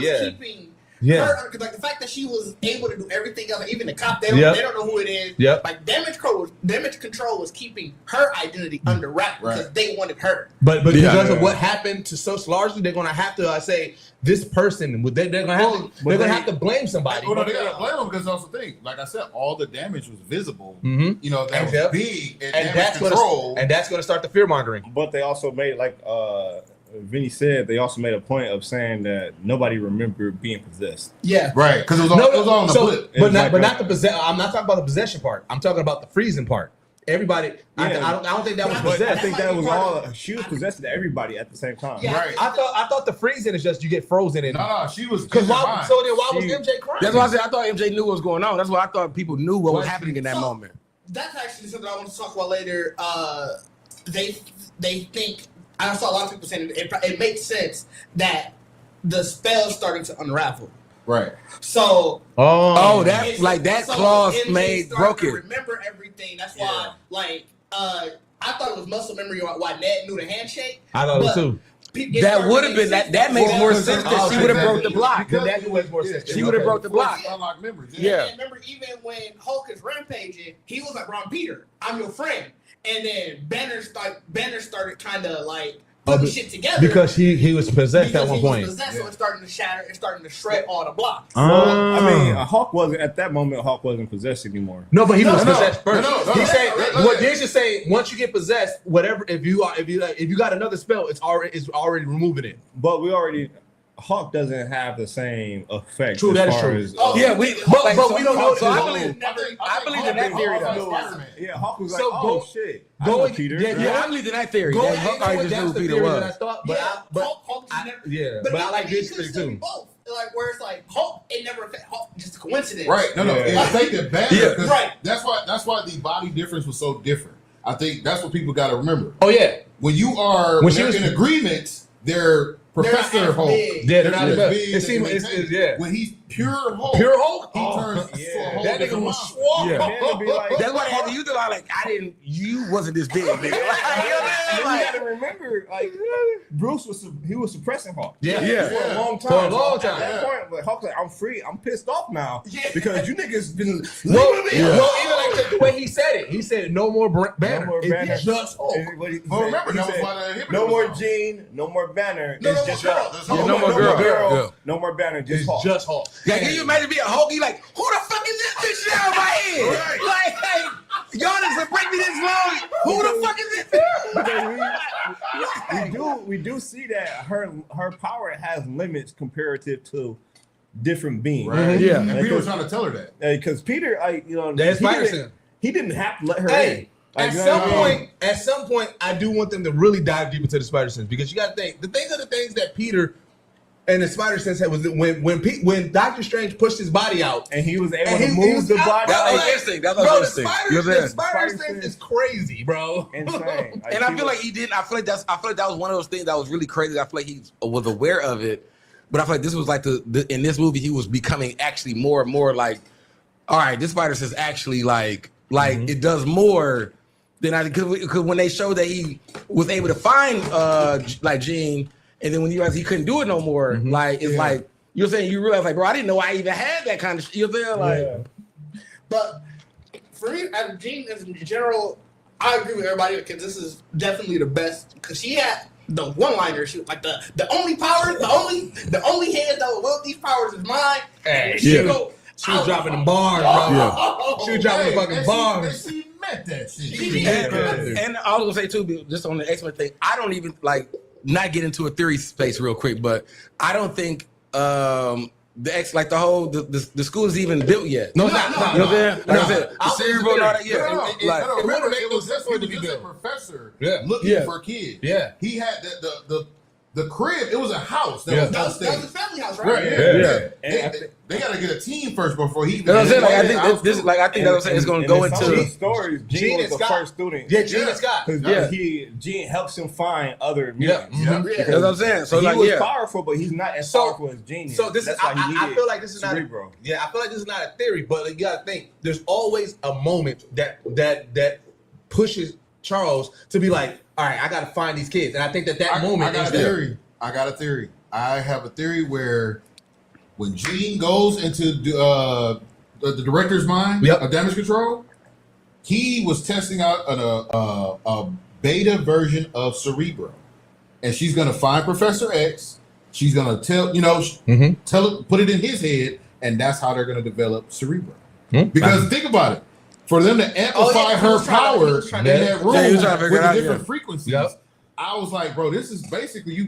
I ain't gonna hold you. I had that same thought as I was watching. I was like, I didn't think about that, but that makes sense. I was like, is this Cerebro? Because I was like, because the designs on the back. Because they're expanding it. Yeah, they're trying to expand the range. It's literally like the outlines of the circles and dots on Cerebro. And even the way the stuff was coming out of the inhibitor. Yep. So like and we got so much with that.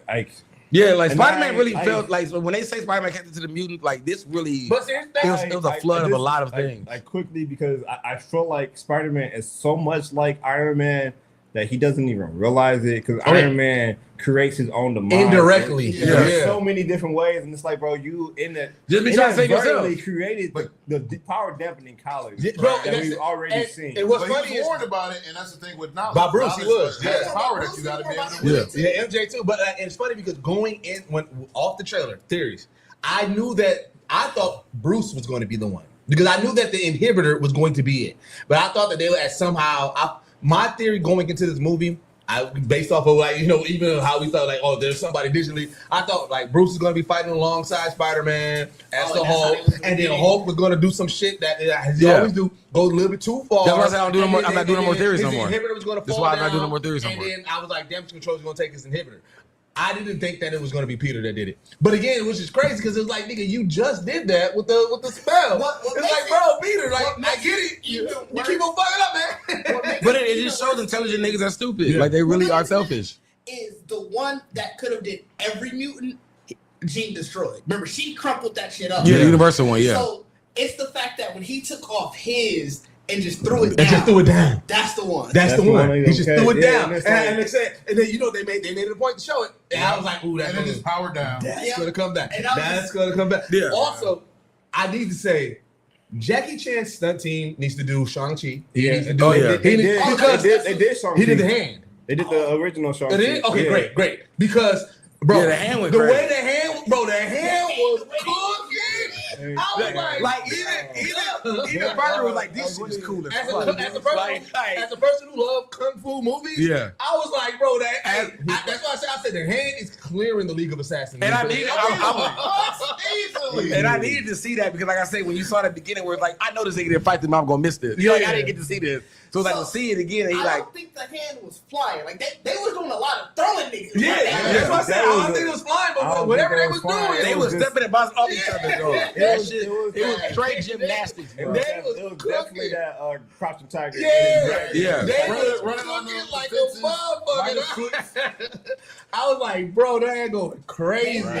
Because at first I was concerned because like when old boy was talking about it, I was like, damn, are they about to damper the hand? Because like you didn't see them in action yet. But I was like, well, I know we still get that prison scene, so I'm like, I'm waiting for that. I instantly knew that the hand was nefarious when he brought them in. I was like, for one, we already know damage control is some bullshit. Right? Yeah. For two, we already know what the hand is. Yeah. And to say that, we partner with it, I'm like, we got them working for us. I said, no, they're evil. Well, I knew that they was evil, but I was like, I thought they was going to like damper their power because I obviously knew that they was mind control. Yeah.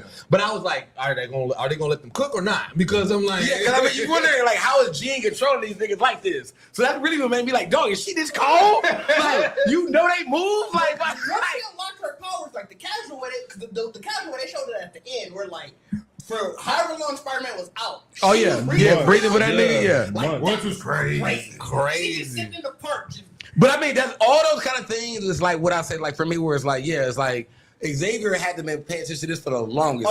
Because the moment you did that big thing, and it's like, this motherfucker is still actively doing something, and he gonna, come to you, be like, what did you do? And I say Spider-Man did whatever, it's gonna be like, I need you on the team. Well, I need you on the squad. You could tell my theater didn't hit everybody at the same time. Everybody was like, oh! Then she was like, when Punisher said, yeah, you must be good now because you just stopped. She was doing that voodoo. She was doing that voodoo. Like, I'm like, dog, what? Also, so the scene with Spider-Man and the Punisher versus the Hulk, right? It made me think of you.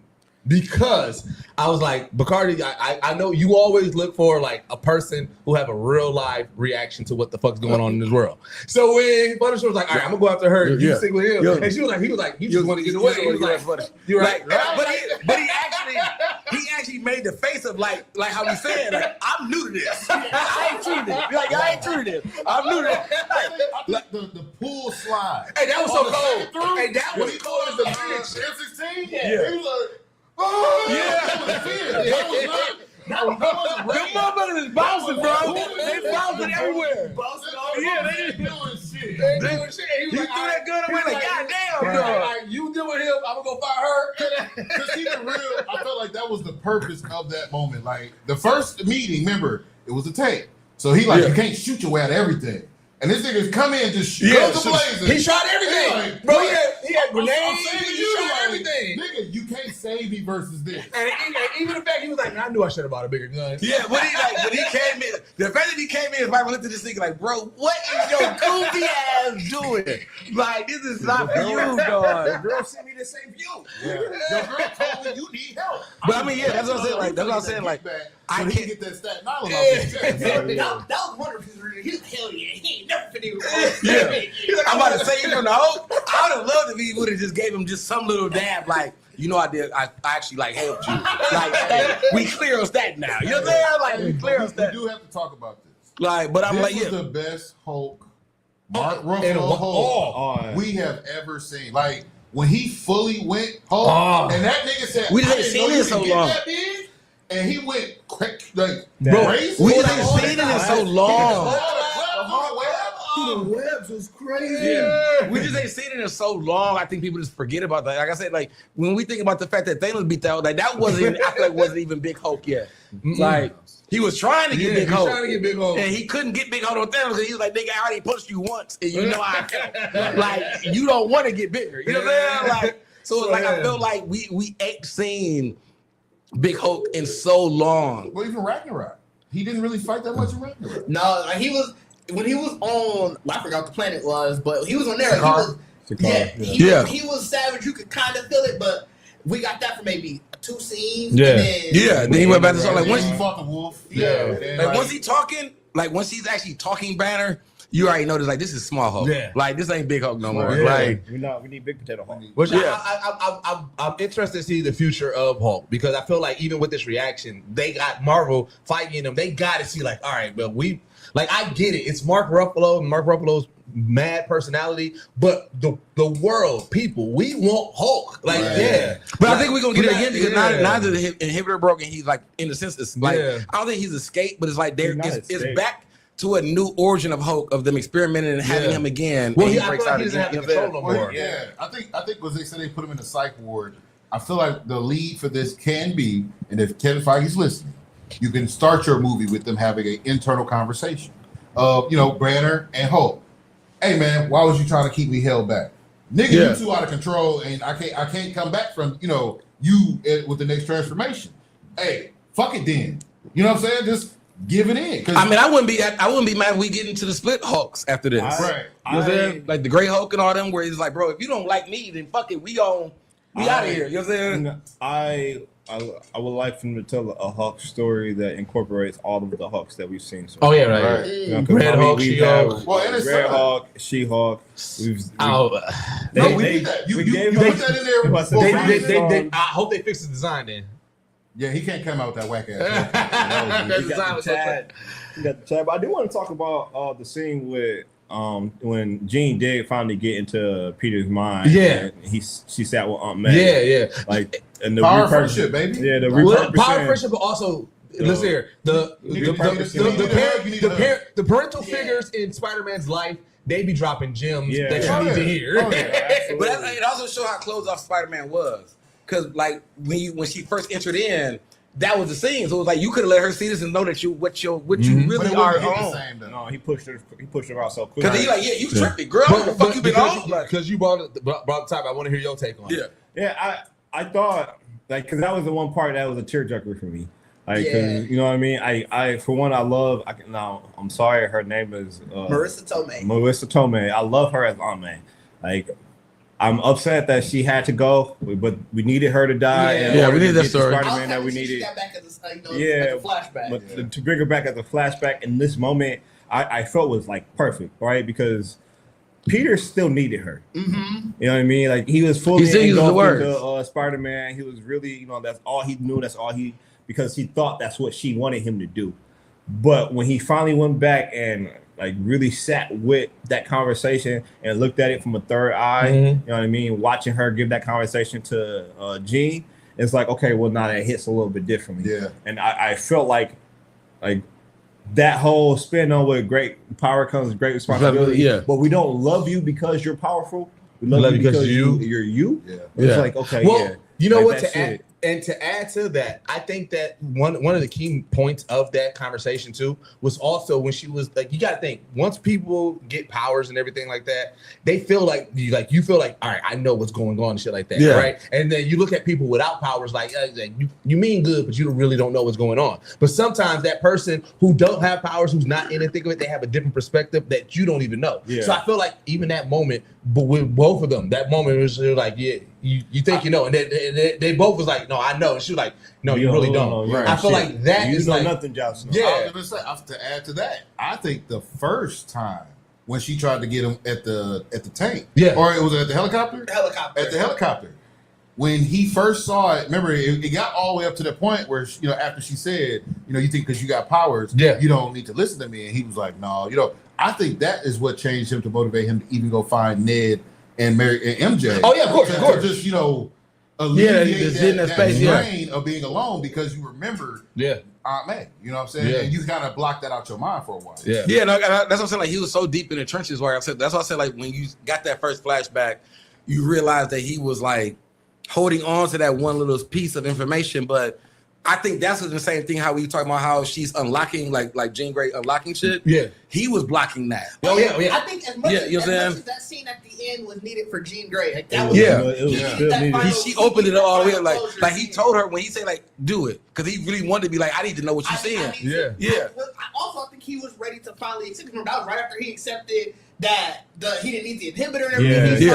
He's finally like, I need to address everything. Yeah. And you know what? This is what I did like about this movie too, right? Because you got to think in most Spider-Man movies, when it gets like to the third movie, or just in general in this arc, it's always.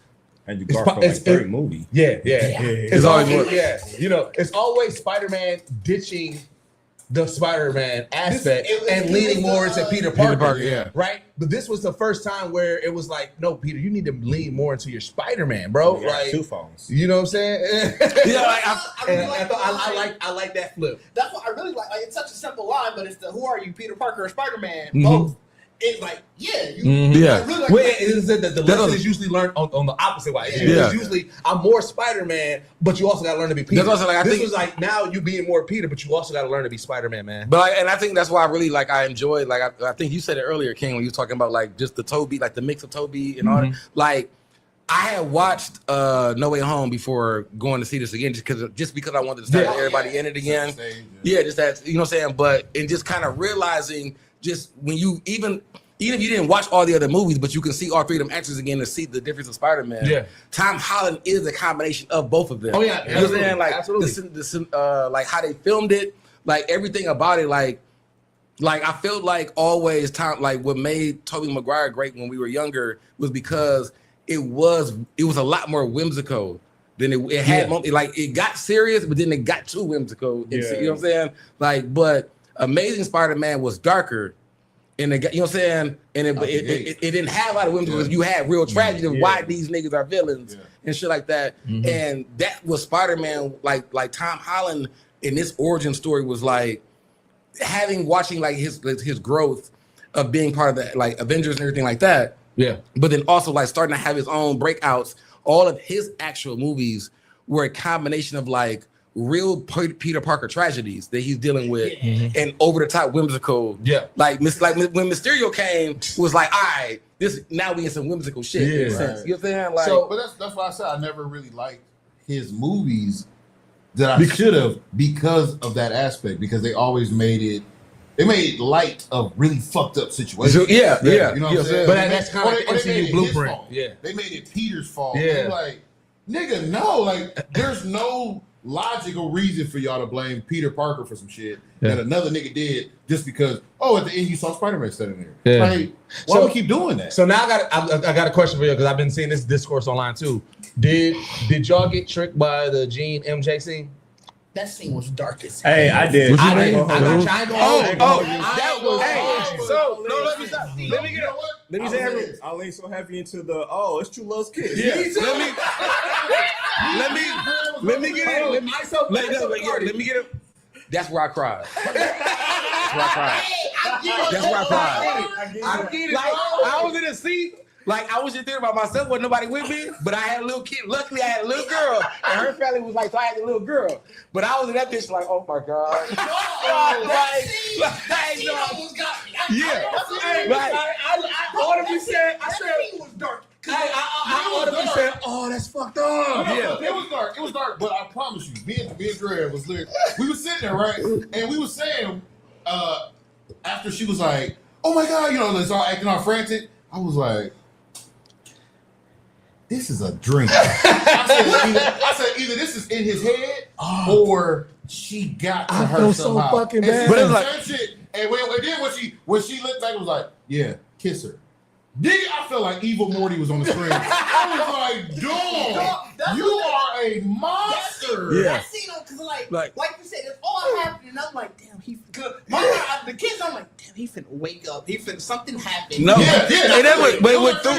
happened so fast. Remember, it was a chase scene to get to her. Yes. And you thought he got there first. Yeah, and got her out of there. Yes. So like all that scene was getting her out of here. She was like you've been planning this for that long. I literally thought Gene was in his head. Like, I'm showing you what you thought happened. Yeah, Gene was fucking with her. I thought he never made it. I thought he made it. I knew he made it. Like, I knew he made it.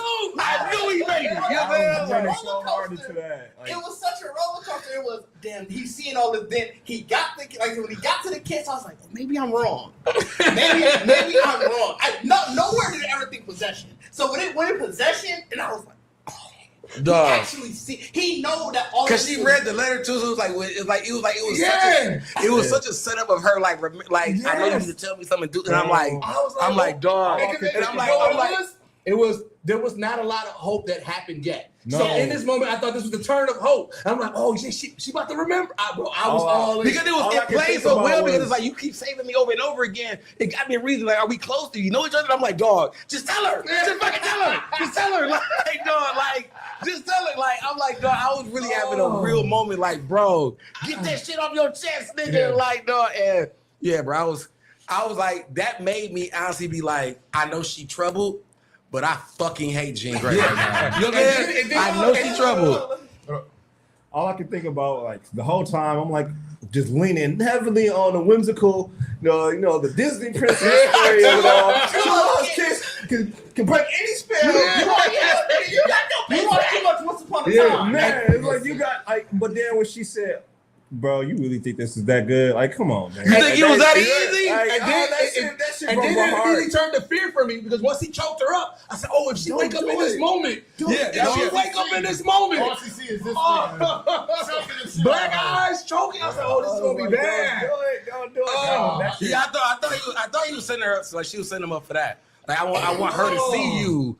This fucked up. You know what I'm saying? It definitely heightened my my villain admiration for Gene. Like like when niggas do heinous shit. Yeah. Like, but I mean, like when Bane destroyed the stadium. Yeah. But before he did it, The boy got a lovely voice. You killed that fucking boy. So I get that. That shit put you on the radar. But it was definitely like nigga G, bro. I'm sorry. That nigga thought he won.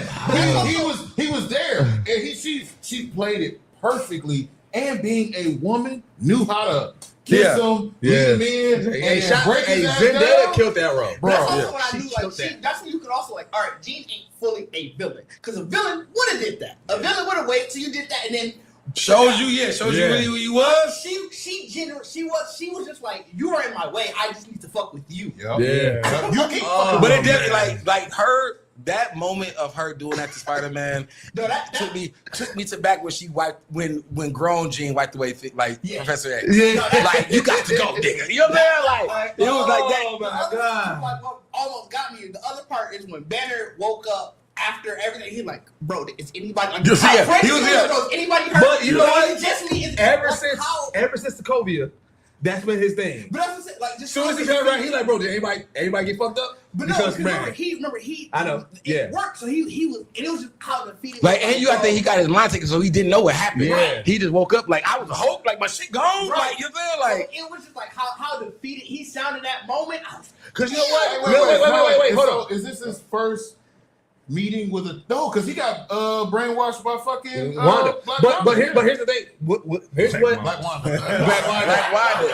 Black Wanda. But you mean why? But Cardi made me realize something.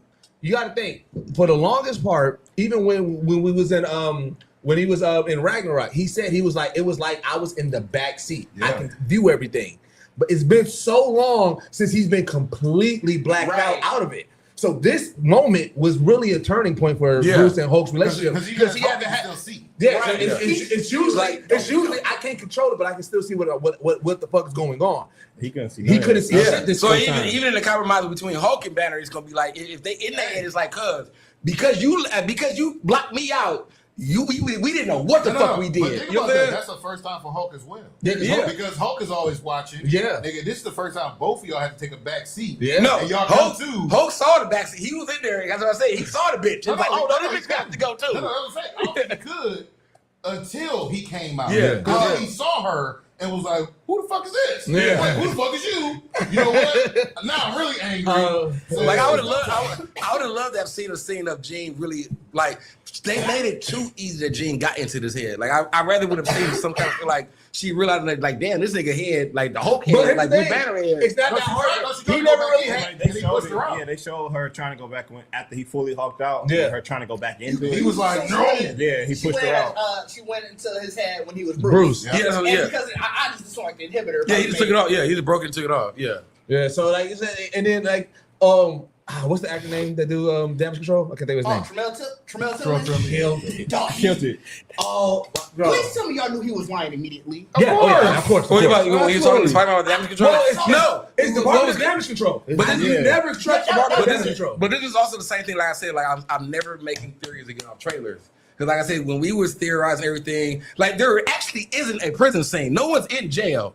Like it's always the damage control center. Yeah. But we were talking about Kingpin gonna get broken out. And all that shit. Like none of that shit. So like when I saw dude, I'm like, this the fucking villain. The scene that we assumed was the prison scene was when the hand is fighting at that corridor. It looks like a jail. You would think it's a jail. It looked like a jail. It's a super jail. That's what I'm saying. Like it's great. There's nobody in there. Yeah, but it's great art. Like when all those theories was like because you're flowing right off of Daredevil. You like we all know who's jail. Yeah, we all know who in that jail. Like you know, so it was like it was crazy. But also, I think they probably evacuated them niggas because they've been attacked every day that week. So it was probably like, you know what? They could have moved risk this shit. Whatever because I mean, they was obviously doing experiments on her sister. Yeah. So it's like it's not necessarily villains, but it's like they capturing powerful people and keeping them in that. Yeah, they had shotgun shit. They capture niggas who doing shit that you shouldn't be out here doing. But like I said, I was telling Tiff that I was like, bro, you never trust this Department of Damage Control. Absolutely. Like I said, it started off with good intentions. Like I said, Tony founded the Department of Damage Control to be clean up after like big major events. It was the event in New York, all that shit. which was but they obviously changed their narrative to like no. But we knew that as far back Kamala as Homecoming. Yeah, Homecoming was in it. Yeah, because Homecoming came out before Miss Marvel, right? Yeah. Yep. Homecoming was the first introduction that we got. I mean, we've seen them toward, I think it was at the end of the first Avengers. Yeah, they didn't have a name. Yeah, Homecoming was that's when they were cleaning up the stuff, and like, sure, I guess you could kind of think. Well, no, you had to Venom assume. too. You had to assume that they was using it because he was like, bro, I want to use the tech for myself. Remember, that was his whole thing. I mean, they had what's the name? Vulture was pretty much telling niggas like, bro, you got to use their tech to do this tech. Like, they was in it. They was in it for years. Where it's like, bro, we know how to use this shit now. People don't even know what the fuck what they got their hands on. You know what I'm saying? But like he, like I said, because even in Severance, he's kind of similar like that. Oh yeah, that authority character and who's shady. Face, like, he does that so well, and he killed it in this role. And the fact, like the way that they had their motive going is like the best way to mitigate damage is to like go on the offensive essentially. Yeah. All right, fam, you're controlling damage. I mean, damage control. I mean, it's a great name. It is. You're there. However you handle it is your business. You're so there. like I said, this movie did lay a lot of breadcrumbs for X-Men. Like I said, we started getting into the casting. Yes and no, because if some of these other castings are true, the age range is kind of interesting. Yeah, Emma Frost was crazy. What was Emma Frost? I guess what was there ever an age on Emma Frost? Was she always around the same age as? No, I thought Emma Frost was like Professor X in them age. Yeah, she was in that range. Like she was actually an first. adult. Like she was rich and already had a guy. So, like, I mean, I get it. We know like Emma Frost like a Kardashian. I know we get the love triangle, but I'm like, I don't think Emma Frost that was way later on. Like Emma Frost is like auntie, bro. Yeah, like she Charles auntie. age. She was a fine auntie that was rich. That was like, I mean, I can really get any nigga I want. Yeah. You know, like, remember, I don't think a lot of her stories their early stories are with Charles and Magneto. So like I said, I still think it fits out because like I said, even if we get the Jean and Scott romance as they blossom later on in life, that's when the triangle starts. Because but I mean, you get everything. Yeah. At the beginning, when they're first at the School of Mutants and shit like that, there's not that love triangle. That love triangle happens later on in the X-Men lore. Like, because I know a lot of people, that's what people keep on harping on. They're like, we got Emma Frost. We know about that love triangle between Scott, Emma, and Jean. But it was like, bro, that doesn't happen until far later on into the storyline of X-Men. That's not like an immediate storyline that happens. But even the rumor, Kaylee Spaney as Rogue, that one. I don't think it's rumored. She around that age. Yeah. I don't know. I thought. I mean, they all pretty much playing like right after college. I didn't see anything official from the Rogue and the Beast. Yeah, Deadline. Granted, he got a young face, so maybe they feel like he could play young. But I don't understand what they're doing like Beast age, because there's been runs where Beast has been as young as Jean and all of them. There's also been runs where Beast is as because in first class he was the same age as Charles. But I also thought they might do a Beast where they like Beast before he got blue. And the same, but as in the OG series, Beast was the same age as Charles and Magnet. So they were the older. Yes. So no matter, I think the only iteration we've gotten where Beast was younger was first class cartoon. But then Charles Melton, that's what they said is Beast. He's 35, so he probably. What is he playing? He got a young face. Yeah, but but he would play. But is it going to be a transforming Beast, or do you think so that we don't know? So because I know you usually like really more deep into like the actual articles and things like that. Do you believe that that they're rushing the castings for D23? Because that's the rumor, is that the reason why we're getting casting now and everything is that they're looking for the announcement of the when D23 next month. No, this one. I don't think. I think so. More so along the lines of we might see them in Secret Wars. Yeah. You know what I mean? I don't think we're gonna see none of that. I think this really gonna start or if it is, it's gonna be like if they're not a major fact in Secret Wars. I don't think major fact, but I feel like we get introduced to our cast. That's why Secret Wars about to start filming. Yeah, and Secret Wars is the only movie supposedly for next year on the slate. So is it next year? Damn. Yeah. He said there's not gonna be a big gap in between, and they're not filming anything movie in between these two movies. I think it goes straight to Doomsday I think Secret Wars is gonna be like, and that's my own theory. Like I feel like Secret Wars start is really like the start of. I mean, yeah, cause I feel like we're in X-Men casting now. No, I was talking about for the better's purpose. Yeah. That was a smooth transition.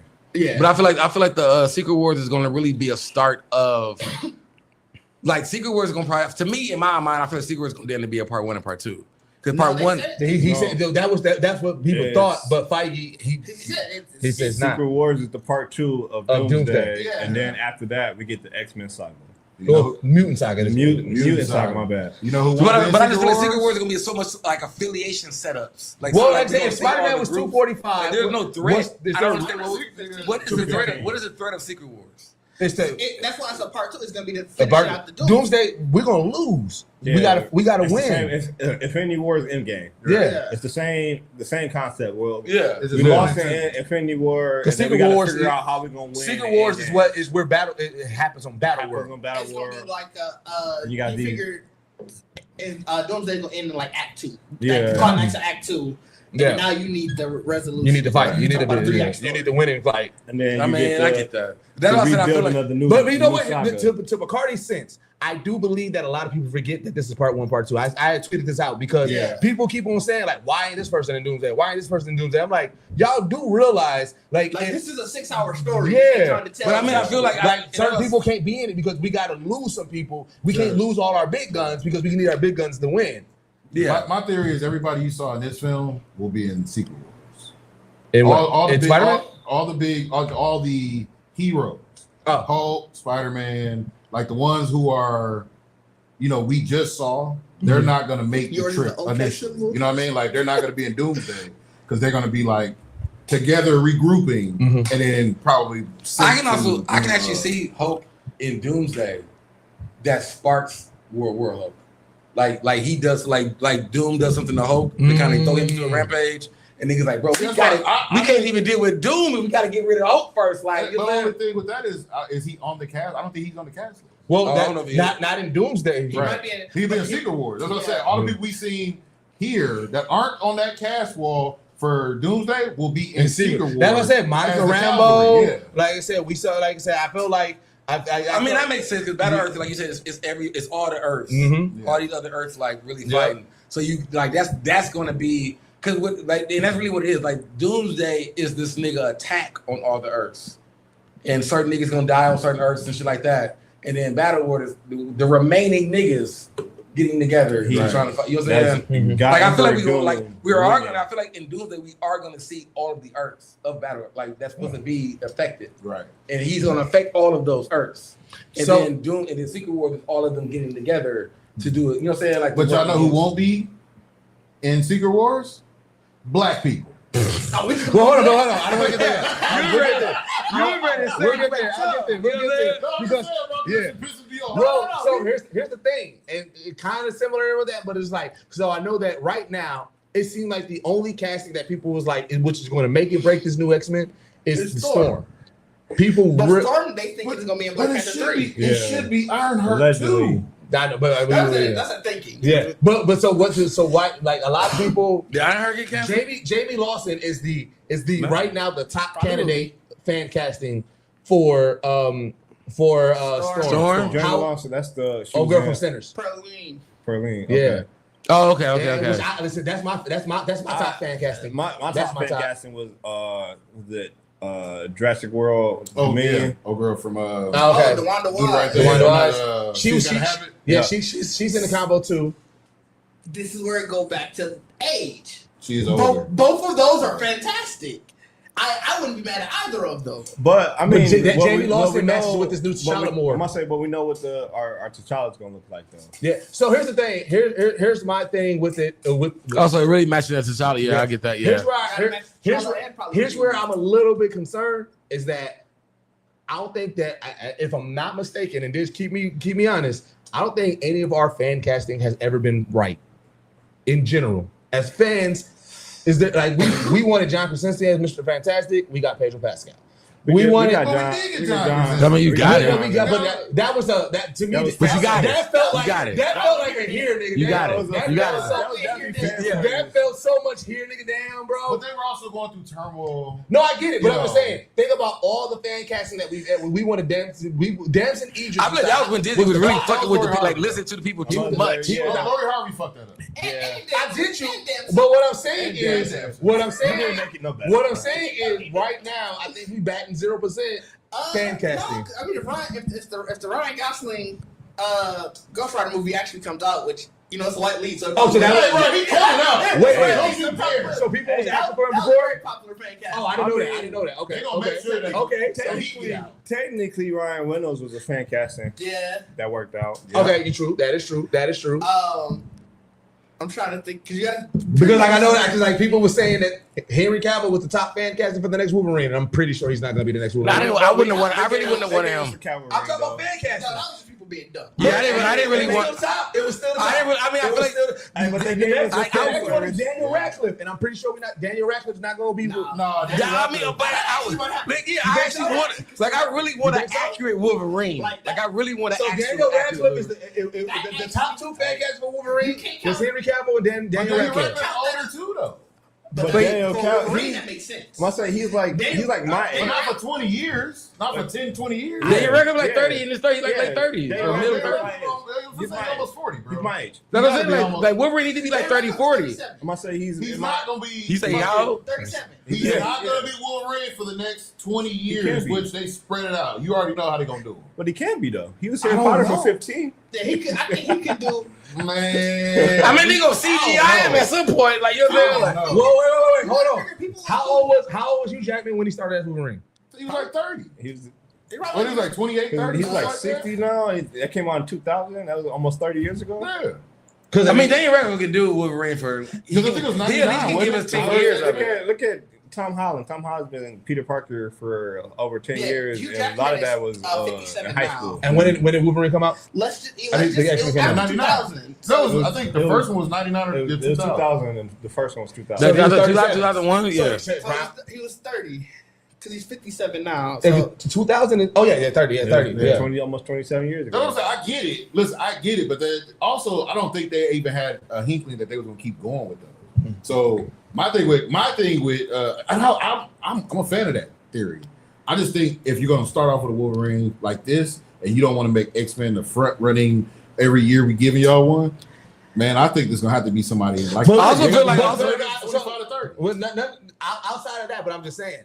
Fan casting though, it's just like we have it's gonna be Blade Marshall 52 film. Yeah. I also feel like that too. I feel like we have to understand. I'm just saying the fact that age. I think with him though. I think nothing about a number. I really do think though that Kevin Feige, like I think that what Disney's trying to do now is like we're not gonna get. Because they know how they can do resets. They're going to learn from this space. Yeah. And we're not going to get a Wolverine for 20, 30 years. Like, they're going to do the mutant saga that they need to do with Wolverine and X-Men and all that, and then it's going to be off. Like, they got stories for the MCU to 2042? But you can go to, like, because you can go through all of the MCU. Like, this is just a mutant saga. So my question is... So, like, that means that they just need an X-Men and everybody to do this saga. I think we're going to go to a whole nother... I don't think they're going to just keep running with the Avengers for the next 20 years. Oh, no. Avengers, I think it's going to be X-Men. It's going to be the new main team. But the main thing that I'm trying to wonder, it just depends on what type of story they tell. Because remember, the X-Men that we got up until this point, Wolverine has been the main focus, right? Yeah. He's been the anchor point of that X-Men, right? This new mutant saga depends on what that anchor point is. Because like I said, at X-Men 97, they kind of been retconning, making sure like, hey, y'all, Cyclops is actually kind of fire, bro. Like, he's not the lame that the movie set him up to be. Yeah. So it's like, in this new X-Men, in this mutant saga, what's that focus? Because like I said, they might not get a big crazy name for Wolverine. They might he might really be a pop in and pop out. Mm-hmm. Like for you know what I'm saying? Like X-Men, like Wolverine is an X-Man, but he's also his own person. X-Man. So he calls when Charles needs him. Mm-hmm. But he might just be like, nigga, I'm on my own mission shit. You know what I'm saying? I think what the amount of fan service that the MCU has done and will continue to do with Hugh Jackman though, like we got at least another 2 or 3 movies with Hugh Jackman as Wolverine before we get even start looking back from the dead, bro. Yeah, like they're gonna run him into the point where he can't stand up. Well, so I think they're gonna run to the point until they actually do their first X-Men movie, which I believe is going to be Secret Wars.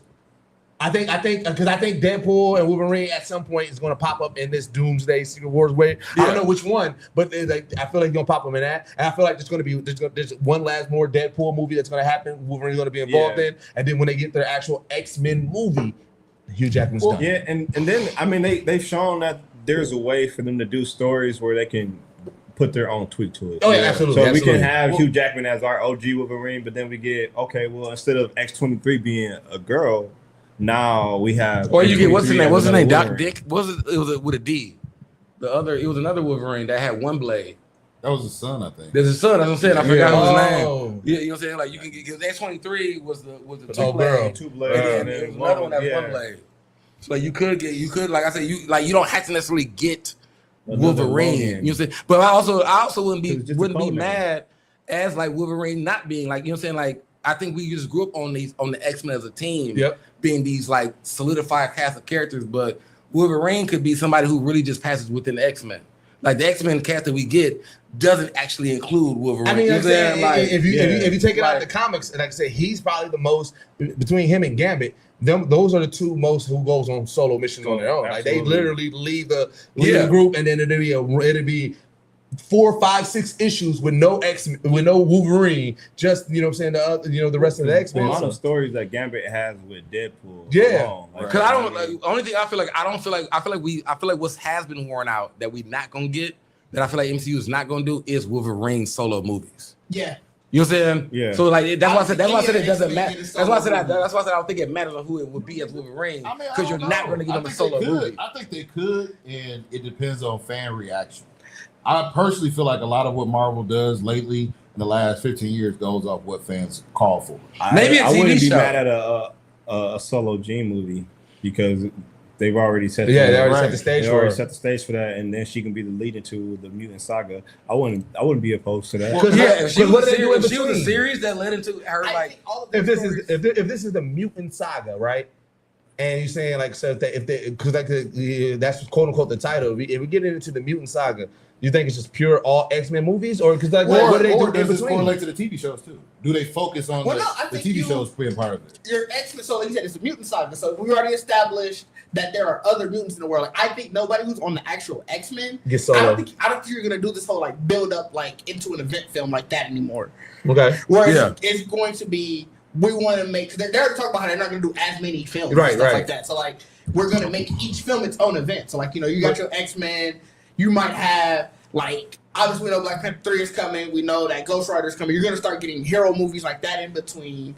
But I don't think that this is going to all be like the lead up to like an event. because I feel like instead of them doing X-Men origin movies, they give them TV shows, and not necessarily origin TV shows, but like a series of a Just side story. I would even, yeah, I was gonna say Side side story. I do. Kevin Feige like TV.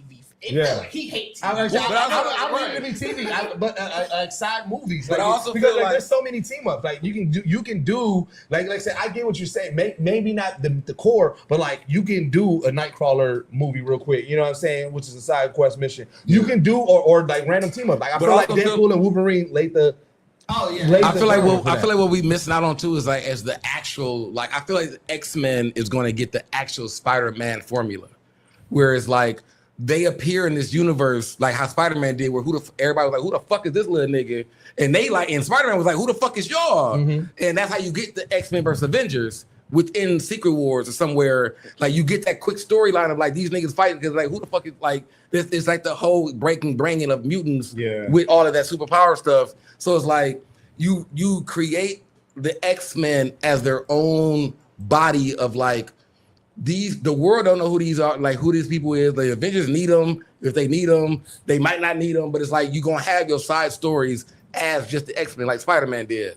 You know what I'm saying? So it's like while they're doing their movies of like House of M or all those kind of things happening like actually within their like street level thing, you would get them casted in Secret Wars or whatever, where it's like, well, we just heard of you some niggas that got some more powers, just same as Tony did finding Spider-Man. Like, I need you to be on my side. Tell me with this fight. You know what I'm saying? So like I feel like it's one of those, we're not thinking about that kind of like formula where it's like they're still playing so closely that no one knows about mutants. Well, and to further that, they also think like a lot of the X-Men's actions are started from Charles and his involvement with Washington. So maybe that's where the focal point would be now, like in this current MCU.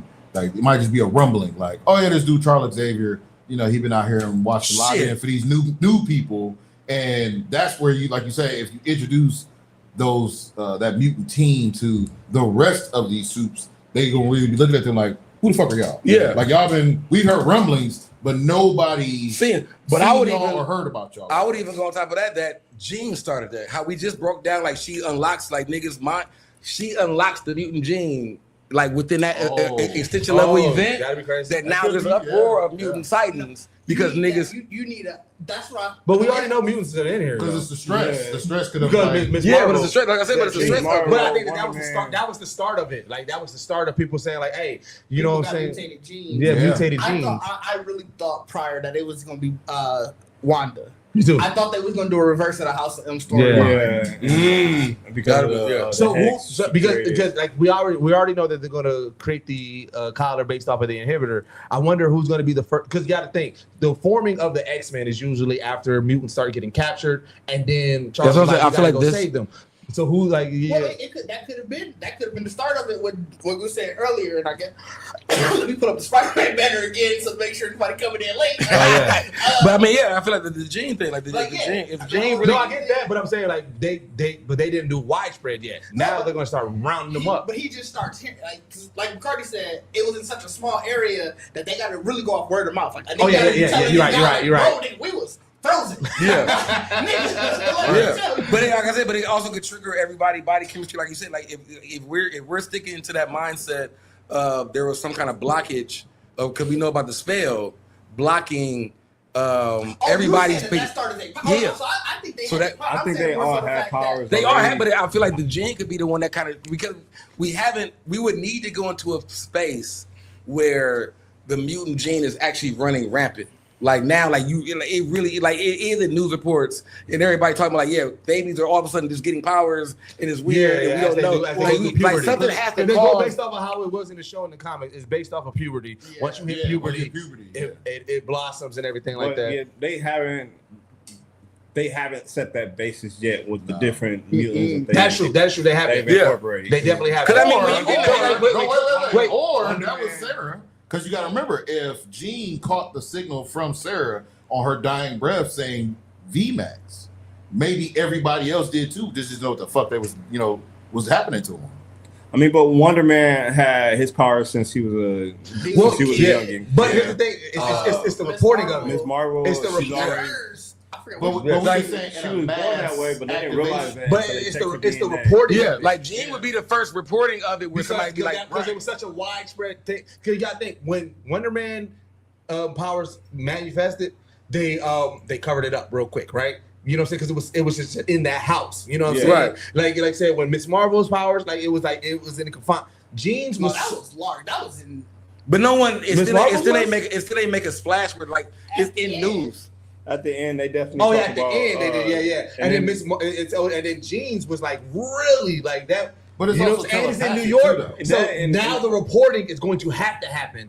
But because they still didn't show that people knew that it was. So they didn't. But remember, Frank. When we gotta go take it back. Remember, Frank was literally at the border. He was able to see it, and people was running away from it. So even the people in it may not, but there's people gonna be like, "Yo, something fucking happened." Right. But it's New York, and at this point, they've had multiple end of the world scenarios. You got the invasion. All it takes is one person. All it takes is one person to be like, all it takes is one blog, one video, one person like, bro, mutants, and then it widespread. Think about it this way. Also, if you're in a helicopter and you are able to be above and you see right here on this island at this particular building, this shit is happening, that's what it's going to be like. We got visual proof that some wild shit happened. Per investigation, Damage Control got to make a statement. Like he said at the beginning, we need a fall person. You're going to be wanted now. And you're going to be wanted as, telepathic terrorists. And also, I think to Doug's point is, we're not saying that necessarily a super. It's the fact that it was mutants. That's right. Y'all are say specifying that it's going to be mutants when there's so many things that go in New York all the time. But that'd be Damage Control putting. I think that's a campaign thing. Tillman, he hasn't been captured. Yeah, he's missing. So you don't think that he don't get vindictive and be like, yo, he's gonna hate superpower individuals. That's what I said. He's gonna call it mutants. Y'all are saying this is going to be widespread. Like no one treats Spider-Man like the only mutant still. What you guys are saying is that it's going to be widespread from this one individual, but this one individual is underground. So to say that everybody's going to think that this mutants is a stretch. Listen, I'm not saying it's just Tillman. I'm hold on. You know what? I know why. I'm explaining. I'm just gonna say from my perspective, you have her on camera coming through as damage control. The police also were warned. This is Jean Grey, damage control. Spider-Man was on the phone telling the captain, "This is Jean Grey. Did it because they killed Sarah Grey. I gotta go save her." It's multiple people. He told Frank that. Frank. I'm sorry, Frank. No. I think he didn't tell the Nobody knew that. The cops don't know. So that's why I got it. I got it. I'm telling you, I got it. Either way, multiple people are aware of what happened, and what I'm saying is, because this is a government entity, you know how they do. They want to slander, they want to protect, they want to lie, and they're gonna put it all on her as being the culprit for all of this, and the reason why she's so powerful of a culprit. To sow fear into New York, she's a mutant. I'm gonna let you get your shit off. I got you know what I'm saying? Like that's I actually agree with you on the point. To start the bias of the mutants over the metas. That's why I think they're gonna aim all of that. I tell you, I got it. You go ahead. I got so, one. That's what I said. So it's expanding on what King is saying. You got to think, like I said, government thing, Department of Damage Control. Like, old boy is missing, yes. However, we know the Department of Damage Control is not going to go anywhere. When he resurfaces, right? They like King said, they like to put fear mongering in. They also like to classify, right? They already dealt with Miss Marvel. We saw that at the end of Department of Damage Control. We already know that they know about the mutant gene. That was her friend told her that. That was her friend. But you know that I know. So let me finish, bro. Let me get it off. I told you I got it. Because like I said, my thing is this. Her friend, yes, he figured it out. You don't think that they'll have the same testing or even more advanced tests to figure that out? And at some point, I can see them saying, like, yeah, that event with Miss Marvel and Jean Grey, like, we have mutants that we have to, because like I said, there's superpowered individuals, super beings, and things like that are on the Avengers that you know that the people and the general public like. So it's like we can't put fear on them. So we need to create a new fear, which is mutants. And now we also know how to control them, and that's how they're going to get the public to back them on saying, like, look, we got this collar. This is how we can control them. Yeah. So we know how many collars because they call the sister. They call the sister nigga with 2 SWAT teams. Yeah. That means they were on the radar of you, the older sister, can do some telekinetic shit. So we got to come get you. The only way we can get you with a telepath, like they said with Spider-Man, like she told him. Nigga, don't you find it weird? I got weapons to defeat you because they've already investigated you. They know who you are. They know all of your powers to break down your fluid. Batman did. That's my point. That's my point, though. The prep time. They got prep time. So that's why they're going to hate on mutants. But I think to that point, like, I understand damage control does all that. They say we are doing this to superpowered individuals. They specifically specify superpowered individuals. They don't say mutants. Even if you're talking about the government, they don't know yet. They have superpowered. They haven't classified mutants yet. I think you guys are doing a lot of assuming that they know it's a mutant. Yeah. Like every time they speak, they say we don't like all superpowered individuals. It's not. I don't give a damn what the government says. I don't give a damn what the public says. We think that one day you are going to be evil. You are going to do something fucked up, but we need to take you down. That's why, because otherwise, if it was everybody loved, they wouldn't have had it for Spider-Man. Yeah, like, and then the city gave him a key to the city. They love this man. The city shut down when he was in the hospital. One last thing, just at the end of the movie, Yelena did tell Spider-Man that they wiped everything from Sarah Grey and Jean Grey. She was like, it's like somebody didn't want them to know about her. No, I get that, but he still knows. The one person that's missing. But if the government wipes the information away, you can't use that as your go point. No, yeah, and that's what I was like. So what I was going to say is the fact we also are looking at we're the third person eyes, right? So we're viewing and trying to find the mutants and everything, but they're in the movie itself. Yeah, no one spoke about mutants other than Spider-Man talking to Bruce Banner about mutation, not niggas being mutants. And my theory of why they had to do that is because you did not capture and you killed one, so you cannot credibly keep information on a black eye and then have it risk being put out to the public. So the only way that you can mitigate all that is by burning that information. Like the only thing. So the only way that the mutant and mutation thing can come into uproar is because of the piece that Spider-Man dropped. Yeah. Because if they investigated, they would realize like this is actually a blocker, a DNA blocker for something that's like mutant, you know what I'm saying? Right. Mutagens. So that's how they will brain mutants into like, okay, so like people are actually mutating because Spider-Man is mutant. That's why I'm leaning heavy on him missing, because I feel like I get what y'all saying, the general public, but if he comes with that inhibitor, right, and he's like, and also what he actually seen and what happened, he's like, bro, I was controlled by a mutant. Like this is not superpower shit. We've never seen this. Could like, you know what I'm saying? Like I can see him, and then also referencing what happened in Miss Marvel, like he's also decorated enough that I can see. I don't know who y'all talking about. No, who y'all talking? He was saying that we never seen people get taken Well, over. Wanda. Magic. But that's what I'm saying. They just gonna assume they might just associate with Right. shit. But I feel like I feel like he knows something. Remember, he was also watching as a viewer, not in the universe. Because in the universe, he also monitored. If I'm a government agent, I'm not separating the two.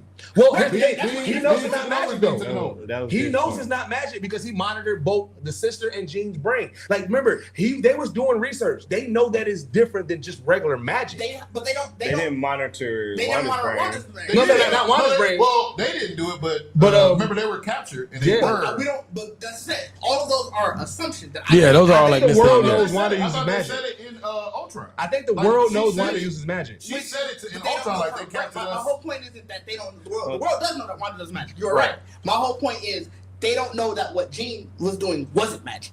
I think he does. I think the monitoring of the brain. Because it's working in the brain. Yeah, I think they're monitoring and trying to recreate it because you can't recreate. You can't to recreate magic. You just need to know spells and shit like that. I feel like with them monitoring that brain and trying to recreate that so they can control the hand, they knew that was something a little bit different. And they was actually like in the movie they knew what to do with Jean. Because they were a sister, like they sat her down, like run the shit up, like so they knew, like we know how to get this power out of you, like without it being magic or whatever. They don't know that that's not the same way for Wanda. My point is, so my point is not that necessarily. Oh, they know how to get this work. They don't know if they could do that. They don't know if they could do that same thing. Like they could theoretically run to Wanda and be like, we know how to get this power because we've done it. And that's what I said. That's what I said. Okay, so my only issue with that is because Wanda then was prior. Because that's Tony's era. Yeah, and that was S.H.I.E.L.D. that had her, right? No, it wasn't S.H.I.E.L.D. that had it. was Hydra that had her. Hydra had them. So that's why I'm saying, like, I agree with you in the sense that damage control may not have that information. But I'm looking at it from, like, we as the viewer know that they were tested on and that those people determined that this shit was magic. Because if they were able to derive that this was some frequency and brain shit, there would have been rumbles of that, you know what I'm saying, brought to our attention, like, oh, these two are basically, you know what I'm saying, mutated genes and blah, blah, blah. Whereas, like, I think Wanda was both, and he was actually Wanda, my bad. But I do believe Wanda, she was experimented on with the Soul Stone. Right. Yeah, they experimented with her. They knew Wanda was cosmic and was experimenting her during the Stone fight. You know what I'm saying? She technically, because I hate that it's the MCU. Because technically, Wanda's a mutant. She's a mutant. Both of them are mutants. And they kind of say that in the WandaVision show that she was just born that way, but the Soul Stone kind of enhanced it. Yeah. That's what they changed about her story, though. Sword has all the info on Wanda. That was the ones that was what I was trying to figure out, because Wanda has been experimented on. Wanda has been monitored. But you're also assuming, and I think that's where we're disconnecting it. Yeah, I mean, I get. You guys are like, oh, I know how they're gonna do this. This is why this is working. I'm like, well, to say I know that this is how this is gonna work relies on a lot of assumptions, and I just can't do that. Yeah, I mean, like I said, like I only see it as like. The storyline for the story of mutants going forward is two storylines because of Spider-Man dropping. Because even in the aspect of like Spider-Man dropping the inhibitor, like that would even in some way try to entail that Spider-Man's a mutant. You know what I'm saying? Because I think they're gonna use that to just they I don't think they ever cared. Like I don't think they like the fact that the Sokovia Accords. I don't know if they ever even got officially disbanded. Like on paper, I think that's still technically the law. What? The Sokovia Accord. I can't remember. I don't think it has been. So I feel like there's like, oh, he used this to stop a super powered individual. Yeah. We want to bring back the Sokovia Accord, and I think that's how it gets tied into them rounding up mutants because them rounding the superpowered. You are a superpowered individual. Yeah, but and I'm saying like the mutant thing though, like I feel like that's why they would go after and label instead of like, because I agree with you. We can't assume, but if we know the play is always going to be to register and restrict, you have to make the public hate them. Well, that's why the party statement makes the most sense, because you got to remember, Bruce's inhibitor would have been more so for superpower beings. Remember, Peter did an alternative version when he was like, we're attacking specific genes, and that's the mutation. Because everybody else is that got destroyed though. No, they both of them. No, he just made one. He made a universal one, but he made one directly for him. So the one that he left is for him. Yeah. But then it goes back to what you were saying. They're gonna label Spider-Man. That's what I'm saying. Like, they are. But they might not. They might actually just look at the data of his thing and be like, there's instances of powers in your DNA that can spark. Wouldn't you consider that like not knowing that? They would call it that. They would call that a mutation. But I mean, so that's why we had hers, right? We forgetting that they could just analyze that one and try to replicate it. They are state of the art. Yeah, I mean they might already have they still like Spider-Man gave them. So you got to think Spider-Man trusted damage control, so he probably gave them the schematics, everything I did. I know that they don't. For this. I know that they don't generally follow the comics and everything like that, but in the official comic dictionary of Spider-Man, Spider-Man is not a mutant. He's a mutate, and I can see that being the start. So that could be the start of it, a mutate, and then because you got to think. Once they start researching what that inhibitor is, they're going to go further. They're going to go further, and they'll discover the X gene, and then at that point, that will lead to everything. The mutant story is two stories. Yeah. It's going to be it's the extinction level event that Jean caused that has Charles now trying to form the X-Men, but it's the drop piece of technology that Spider-Man left that has the government now we got to stop. That opens it up the door. Yeah, like we got to stop this growth of these people with powers. That is actually like. We thought that it was people from aliens, but it's like it's actually now you turn into it's at home. It's at home. Well, it's the whole thing of '97. You're replacing humanity. Mm-hmm. Yeah, you're scaring the rest of us because we can't tell who you are. And then you realize because it is like now you look at Jean like if anybody even want to create that fear mongering, you like this was a regular home girl that could have took the whole city out. Like this is not nobody from space or nothing. Like this is so it's like you be like especially when the nigga from Washington puts her out. So both of those scares got to happen actually at the same time of the mutant saga of the scare of a new threat that's actually on home ground. Yeah.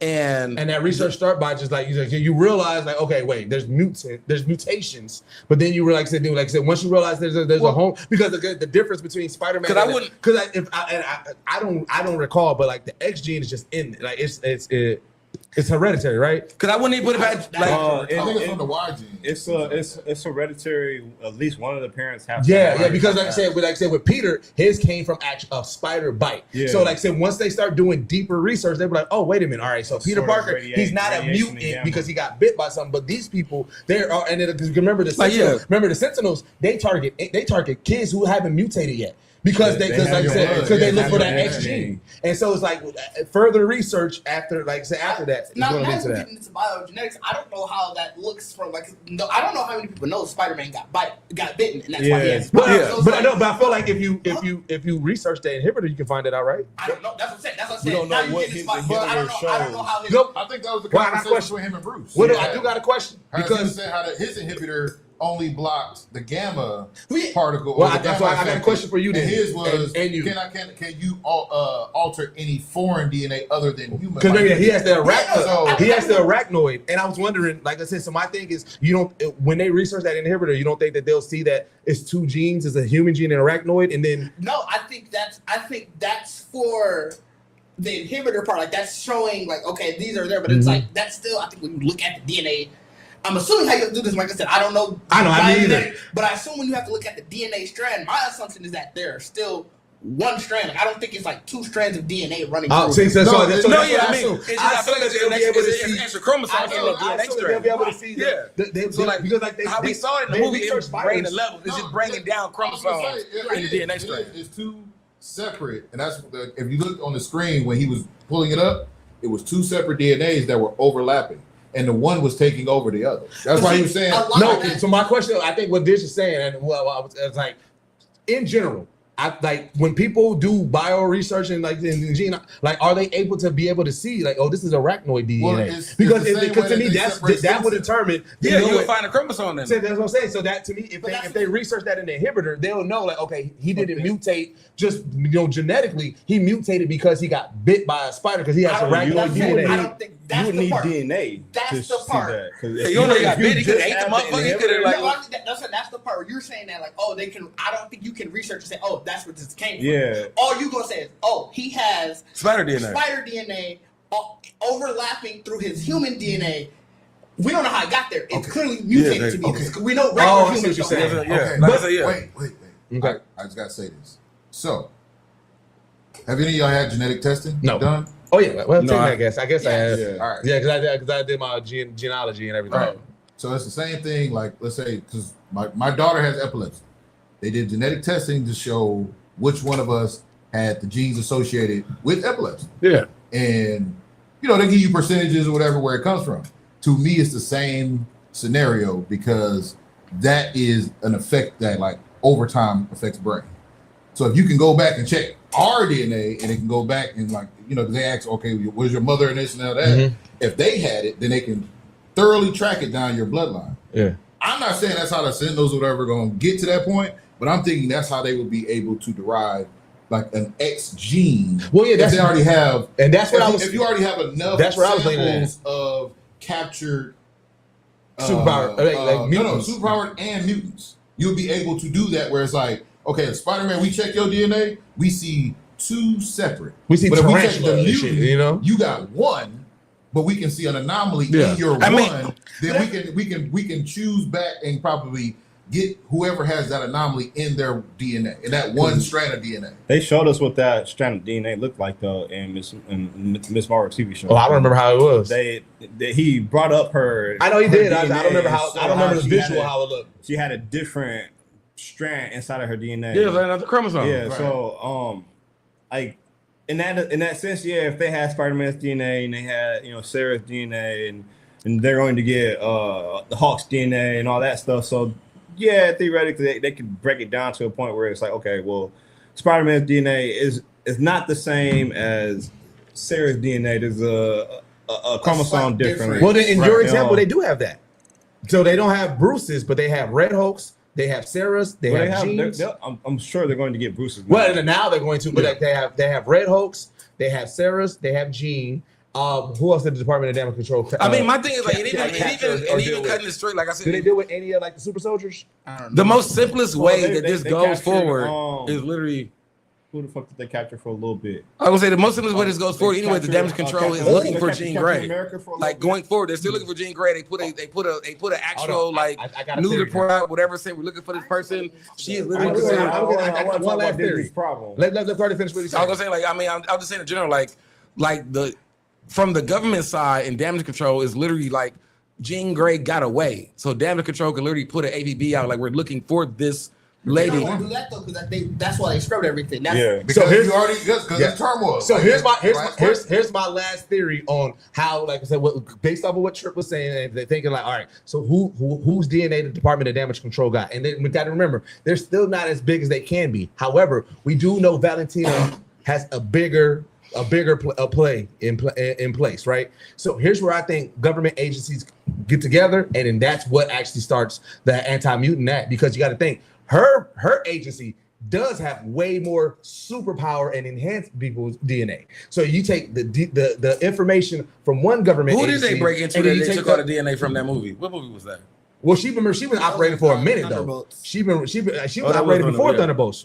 Remember, she got super soldier serum. She got pretty much anybody on the Thunderbolts. She had so you got to think. You take her. They got all of the blood and everything from the Battle of course they do. She was in a series too. Yeah. So you guys say you take her government agency, you take Department of Damage Control, put the information that they got together. Falcon Winter Soldier. Yeah. You take all the information, put them together. That's enough information to kind of determine, all right, we can classify what these individuals are and we can create it. I don't know.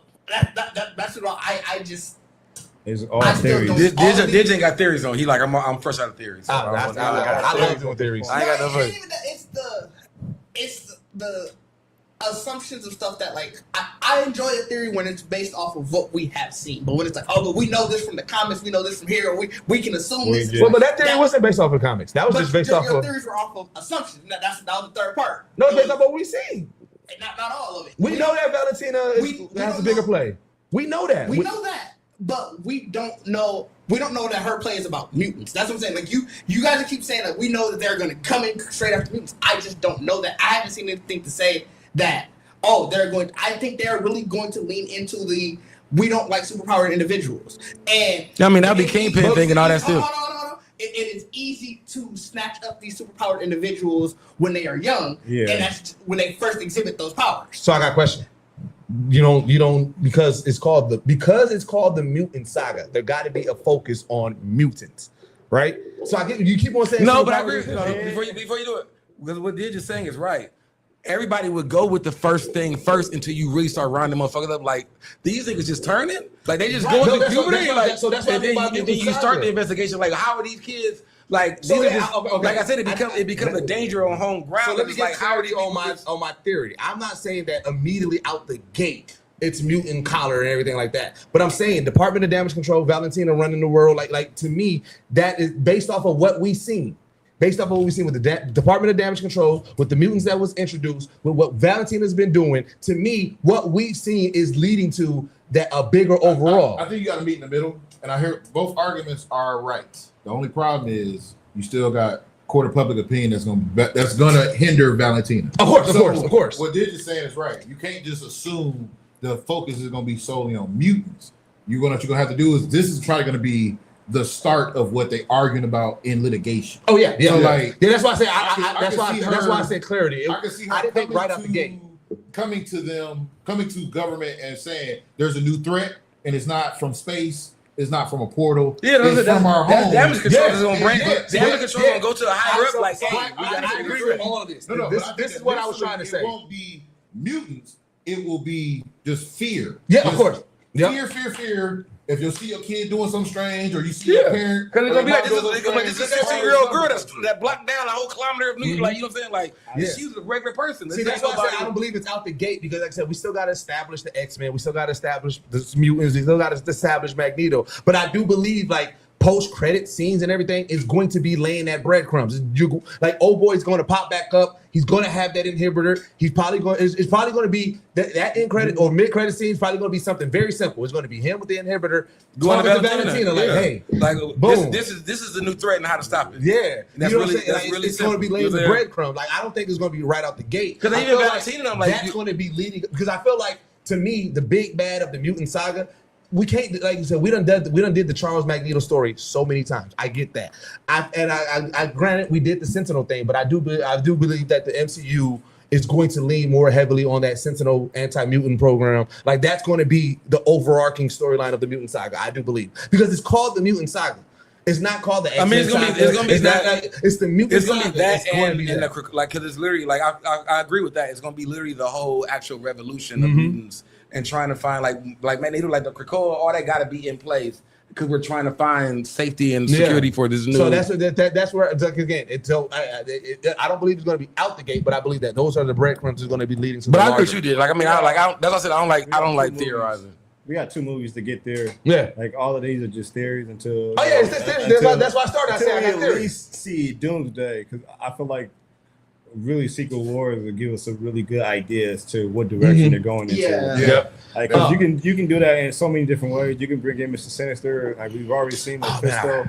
So like there's tons of ways where you can get a mutant story started off correctly. But I would just say like it's all theories at this point, and we kind of like gotta let these next 2 movies tell us what direction the thing is that we get to do theories with these because they are white characters. Because these black characters, we can't theorize. Because they might be here one day and they gone the next. Oh, it was all good just a week ago. I was wondering how that transition was going. So here's the crazy that I'm gonna start off with the one that we thought we was good and then it changed because like I said we talked about it a little bit, but like Wonder Man got nominated for an Emmy. And we got the announcement that season 2 was going, and we was excited because here's the thing. To me, we were told that we wasn't even getting to season 2. We were, at the beginning when they dropped it. Until it hit top 10. And what was crazy to me, I thought this was the perfect storm of goodness because I was like, one, that wasn't a big production style show, so it was cheaper to make. It exceeded expectations because clearly you can tell by how Marvel marketed and everything. They didn't really believe in the show and stuff like that. So to me, it was cheap to make. It exceeded expectations. And you guys got nominated, which, like, if I'm not mistaken, so far in the MCU, it's only been Black Panther that's been nominated, right? WandaVision. WandaVision got nominated for it. Yep. So it's like it's not a lot that got nominated. And we know that Hollywood execs, they do care about those shiny shit. You know what I'm saying? So it's like, to me, everything was leading to like, hey, y'all can do this again. I just feel like Black Panther might have gotten nominated for an Oscar. Who? Black Panther. Black Panther, yeah, that's what he did say. Yeah, I said Black Panther. So it's like, so now it's like now, and then we get announced we got the double blow because we got Mahershala Ali coming out. Because we got Mahershala Ali first came out. That was the first. He came out immediately. It was like, hey man, stop asking me about this shit. I'm done with it. I'm as you should. I wanted to do it. I'm out. You know what I'm saying? Like I said, Kevin Feige tried last week to kind of make it a softer blow. He was like, I feel stupid. He tried to do the self-deprecation thing. And for the most part, everybody was like, yeah, you should feel dumb. But then once Mahershala Ali came out, it was like, hey, matter of fact, fuck you for that, bro.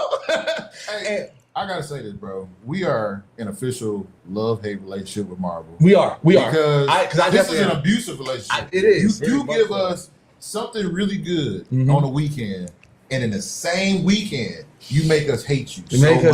Man. But it's like I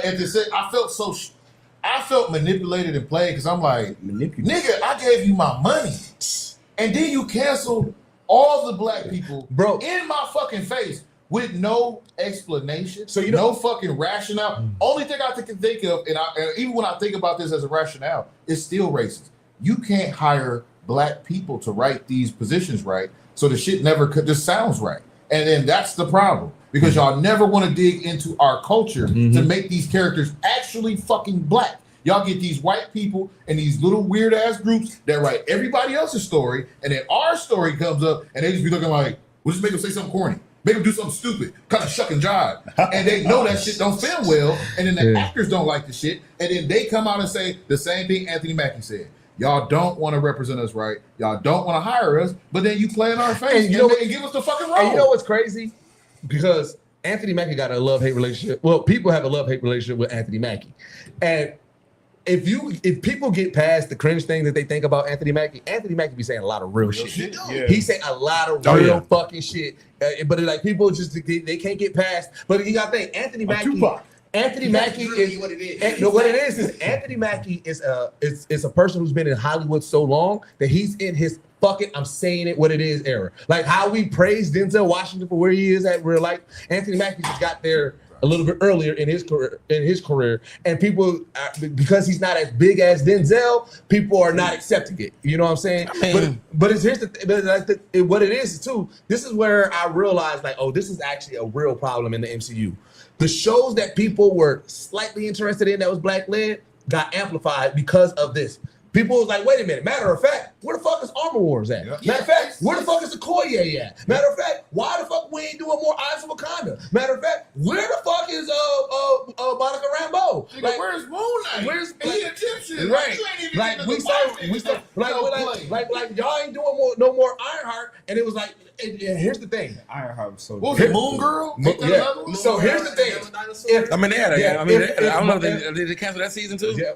I know they had a season or two. If Marvel, if the MCU and Marvel would have still put their good foot forward and it failed and they said we ain't doing it, they would get a little bit more grace. But the fact that y'all barely promote, the fact that y'all barely did it, like, you know what I'm saying, any type of marketing, the fact that y'all, most of these shows, y'all dropped them all at once. Like the things that y'all did not give them any type of leeway to be like, well, y'all tried and it didn't work, so yeah, we understand. Like, you know what I'm saying? Like I think back to. I still wouldn't understand. I still would understand. Right. Hold on. I know. Well, so here's what I knew you. Wait. So here's what I do, because I take it back to when we had the conversation about physical media, right?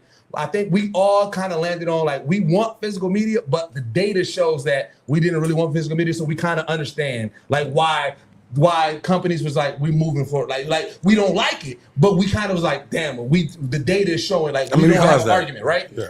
With Marvel, y'all can't say that. Y'all can't be like, well, we tried. Like, no, y'all literally hear damn to us for every property with a black leg ass. The opposite. Because does that shit go? That shit go up. And I know we talked about it before. Daredevil ain't never hit top 10. This going to right. Essentially, it's 5th season. Yeah. Right. Like, I like Daredevil. I do.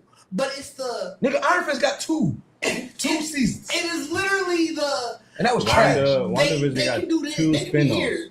But we got to be up here. Because you're not finna tell me it's the same thing. Whatever Blade script you had didn't pass your medal, but you let fucking Thor Love and Thunder come out. You let Ant-Man 3 come out. Like, you let so many of these trash-ass Marvel movies come out. But Blade was where you was like, we need to be the bottom. We got to be up. You let Doctor Strange Multiverse of Madness come out. They got to be twice as good. That was before the Blade announcement. Still, you put money towards it. Hey, I thought having that after like having the Blade announcement after that was like, nigga, y'all like Strange or y'all fuck with that? We gonna throw him in that. Like, so you know what I'm saying? Like, Eternals. You gave us the Eternals, bro. What a Blade post-credit scene. Yep. Like the Marvel. There was a Blade post-credit scene. Yeah. He's not even in it. It's just his voice. The only on-screen representation we have of Blade in the MCU is the cartoon. Blade is Marvel Zombies movie. Yeah, where they use his likeness still. Which, but not his voice. But not his voice. Which was, I was like, bro, what the fuck? And it made me real. Disney as a whole don't fuck with they black talent. They know. They don't. They don't fuck with they black talent in Star Wars. They don't fuck with they black talent in Marvel. They don't fuck with they black talent. Which is why so many people were asking for Blade to be given to Ryan Coogler. But it's like Ryan Coogler cannot have every single black character. But you also don't want. We also gonna get mad too. We don't want every white person directing white movies. There's so many people, bro. I ain't gonna hold you. And here's the thing. Because we are in this world of blurs and knowing who blurs is and shit like that, the amount of black directors that are blur, bro. Jordan Peele could have possibly did a amazing Blade. Like I'm very confident as fuck that he could have did it. Michael B. Jordan is in his director era. That would have been a perfect time to be like, let's take a shot on Michael B. Jordan. But nigga, they not friends of Disney. I know. We know what it is. I'm talking about what it should have been, what it could have been. I feel like we need to have a real conversation about. He is yes. Look, a foot in the door is completely different when we talk about directing because that's talking about giving out money. So let me ask you: they'll give Ryan Coogler money because they know they're gonna get money back. When it comes to everybody else, it's asking the clan to like more than one person. But they're not gonna do it. So let me ask they already got their token right there. Let me real quick. Are we? I'm just playing devil's advocate here. Are we mad that? I mean, we mad in general that the movie's not being made. But do we want Blade to be a one-shot movie or to be part of the MCU universe? Because there's no way like Blade isn't put in the story nowhere to have it. So you can understand why the movie wouldn't be made. That's where you go to where is Strange coming in next? Yeah. Blade. They haven't even talked about that yet. But I'm saying they could have been. But you brought out you can't. With Blade stories, I was gonna say Blade teams up with magic users. Right. So you brought Ghost Rider in. So that's where it doesn't make sense because you already had without the midnight. So do you think that's the whole the contract went out? Like you have an avenue for this. You have stories for this. I really so. He's under. I'm gonna be honest. He spoke out. I know this. Bob Chapek said. I think it was like last year, year before, that they not trying to push no political agendas in their films anymore. And that's when I knew the writing was on the fucking wall. I was like, because now anything that they deem as woke or DEI is going to be pushed to the side. Enough people get so mad, they be like, oh, that's pushing a political agenda. It's just a black person could show up on the screen and be the lead of that movie. Niggas was furious that Sam Wilson was Captain America. Yeah. Niggas wasn't mad. So even though that's the comic accurate. So in Blade specific, Mahershala Ali, he pretty much was pushing the writers. He was like, look, let's not do a basic Blade film. Let's push the narrative. Let's at least have a message with what we're doing with here. He was passionate because he said he was like, I'm seeing. So he didn't want to be Wesley Snipes Blade. He said I want some lines. He was like, I saw what they was doing with Black Panther, and he was like, it was a more powerful message. I don't want that on my Blade. Blade wasn't that powerful. He wasn't that kind of person. But in the comics, he 100% was. Yeah, in the comics, he just 100% was. Saw the comics and was like, I am passionate about this. Yeah. Oh, this is great. And niggas Disney essentially pushed back on that. You know who fucking did that? And they said they loved it so much. That's why he fast-tracked to this movie. Ryan Gosling and Ghost Rider. So it's like, you can't be mad that one person did it because, and then be like, oh yeah, this other person did it, and it's so lovely because it's like we know what the only differentiator. They both are Academy Award winners. Yep. They both are very high list actors. Right. One just happened. And I got a question. I do got a question because we saw where it's mixed reviews, but we saw where it didn't work. Did you like Multiverse of Madness? I mean, it was what it was. I ain't a huge fan of it. So you know why? And same way because even her, she said. I was telling the writers and directors, I was like, yo, y'all are really pretty much doing the exact same thing in WandaVision. Did y'all not watch it? And they was like, no, we didn't watch WandaVision. They did not watch WandaVision when they made Multiverse of Madness. So the reason why a lot of people have an issue with it, they was like, bro, this really negates everything that she learned in WandaVision because she's doing the exact same thing. And she was like, I was trying to push. She was like, they didn't want to listen to me. They had their storyline. She's not a white dude. Yeah, she's not a white dude, but I'm saying minority issues. Right. So we see, like I said, we see when the passion works, and then like I said, we see when they go against the passion and it doesn't work. It was like you got to think. The whole reason why we got Daredevil was because Ryan Reynolds was like, yo, I like this character. I see these stories, and he pushed forward. Deadpool. I see these stories, and they made it work. And look, it he put money behind himself too, though. I mean, he did. He gave us that teaser like a decade. Yeah, right. But you don't think Mahershala? But here's the thing: he put money behind it, and he also had some rights to it. You don't think Mahershala Ali would have been like, if they would have came to him like, look, if you really want to do it this way, you got to put some money behind it. You don't think Mahershala Ali would have like, yeah, I want some rights to Blade? Like, we don't know. I thought he was a producer on the film, though. He had creative rights. So he had a very much impact. Like, if you are doing, like, I don't think he was just a producer in name only. Yeah, I think he had a creative rights. So then that makes sense why it was still made. That's why it didn't come out. They wasn't agreeing. It was stalemate. They wanted to go a certain direction. And he was like, well, no, I want the story to go this way. And he was like, I don't know if that's really going to work. And it probably, like I said, because that's what I mean, though. And he was their mentor. But that's what I mean, though, because it's like, I need me to be the face and the function of this movie. It's a Blade movie. Right. But that's what I mean, though, is like, because we all know that, like, they're how they do, like, it's Kevin Feige's, MCU. Not always, though. That's the point. But that's what I'm saying. I feel like that's when you do the one shots. But a one shot can turn to more because, like I said, that's the thing. Like I said, you can do the one shot because remember, Deadpool was a one shot. That's what I'm saying. That's what I said. I feel like. But he wanted. I feel like Kevin wanted like Blade in the MCU as a supporting character. Mahershala Ali wanted like nigga, this nigga need his own movie, his own story, and like movie titled Blade if you not the lead, and that's essentially what was happening. Yeah. That was one of the main. That's what I'm saying. So yeah. From like. But it was, you can say, that whatever that needs to happen, but it's the fact that only certain people get the trust to be able to do it. And too often, it's the differentiator is just race. So, that's what I'm saying here, because you're not going to call the movie Blade. And he's like, I get that. That's what I'm saying, I get that. That's what I'm saying, that's the creative differences of it, because I feel like what, even if you're trying to say like what Marshall, like I saw Black Panther had a standout movie, like, that's what it made me mad about Blade. I thought I wanted Blade to appear like Black Panther did first. Yeah. But we got a movie. Yeah. Like just put the nigga in the MCU somewhere. Yeah. Like just put him in there. I think that's where they struggled at because they didn't have that. And people didn't like Eternals. A lot of people didn't even realize that was Blade at the end. Yeah. Mm-hmm. So it was like they were trying to build to something, but Marvel is so reactionary and they're so.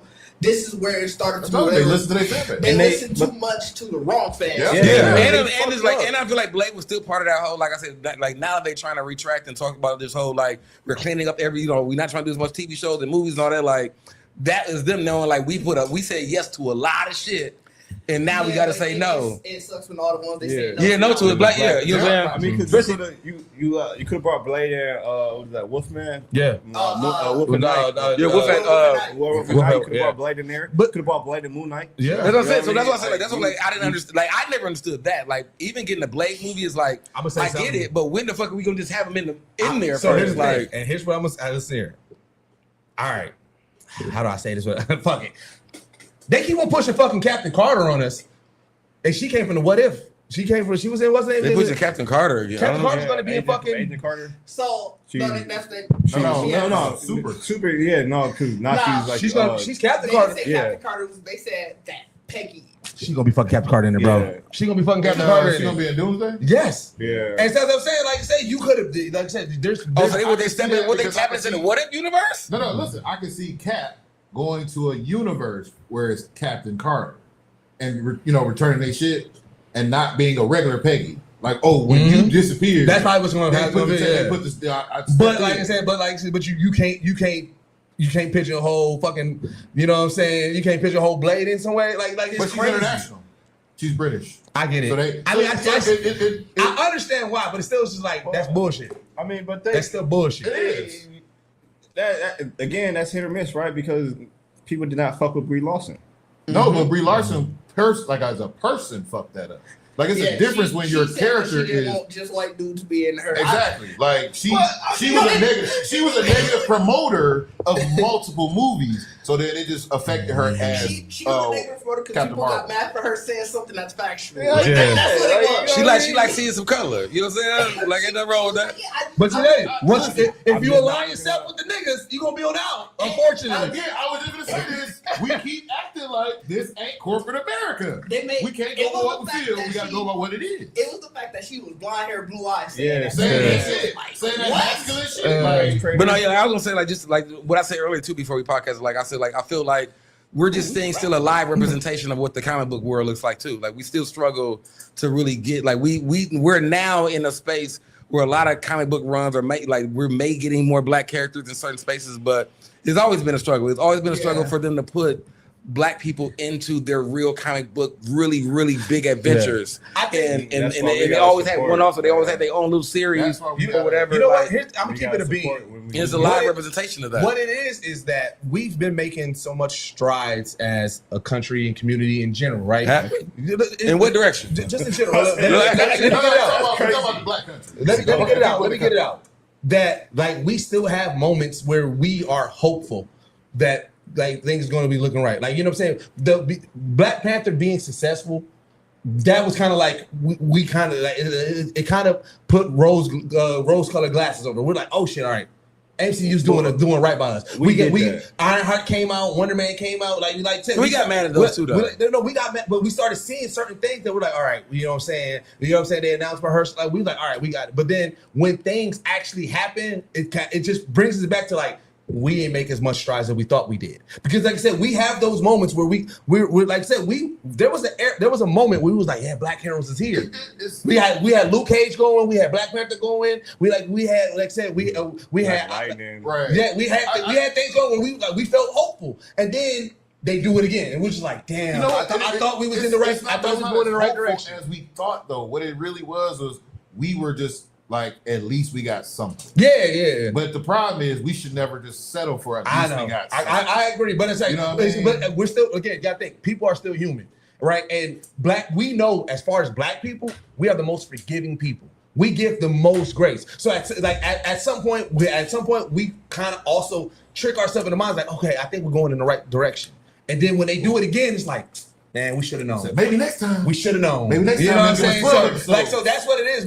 We're in this constant cycle of, and like I said, what sucks is that corporate and Hollywood, they know they're like, let's give them a little bit, and then when they do it, they're like, shit. I mean, I feel like a little bit, and it's just like, I feel like that's like I said, going back, and like I said, I'm not even a big avid comic book reader, but that's the same thing. Like, it is the same thing. You get a great comic book run of Black Panther, like bro, they did a fucking 6-month issue, and this shit is crazy. You don't see another Black Panther thing for 2 years. Yeah, you know what I'm saying? Like, but I said, but that's what it is. Like I said, we was at a moment where we was feeling hopeful. Also, we wanted the MCU to get back, so it was like, you know what I'm saying, they gave us Fantastic Four, They gave us, you know what I'm saying, Spider-Man. We got Doomsday coming. We thought that we still working out, like, you know what I'm saying, like we get this moment where we're like, all right, we're still good. And then there's like, shit, man, we not.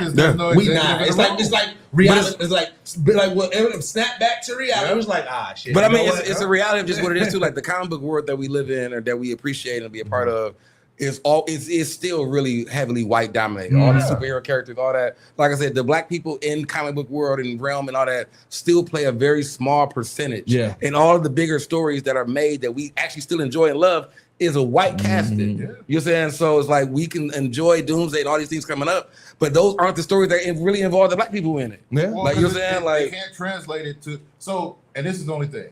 That's why I promote we need a lot more educated people to get into the field. We need a lot more talented people to get into like illustration, you know, all of the shits, because we need to be in the rooms to even make that'd an be better. idea for it to be palatable. Because if they thought about it, okay, we got to do something with Sam Wilson, but you don't have nobody in the room that's a Sam Wilson fan, read the comic, or could even visualize what he should do. That's why they're gonna say, you know what? Let's just back away. Let's pivot and go more towards this person. And where the issue lies is that the person who would be the Sam Wilson fan is going to be somebody. It's going to be somebody black, because, like I said, you have Mahershala Ali, who became such a Blade fan. And here's the thing, like, hold on. To Dig's point too, the whole reason why we got Punisher one shot is because Jason Berthal did that research. John Berthal. I'm fucking up names all day.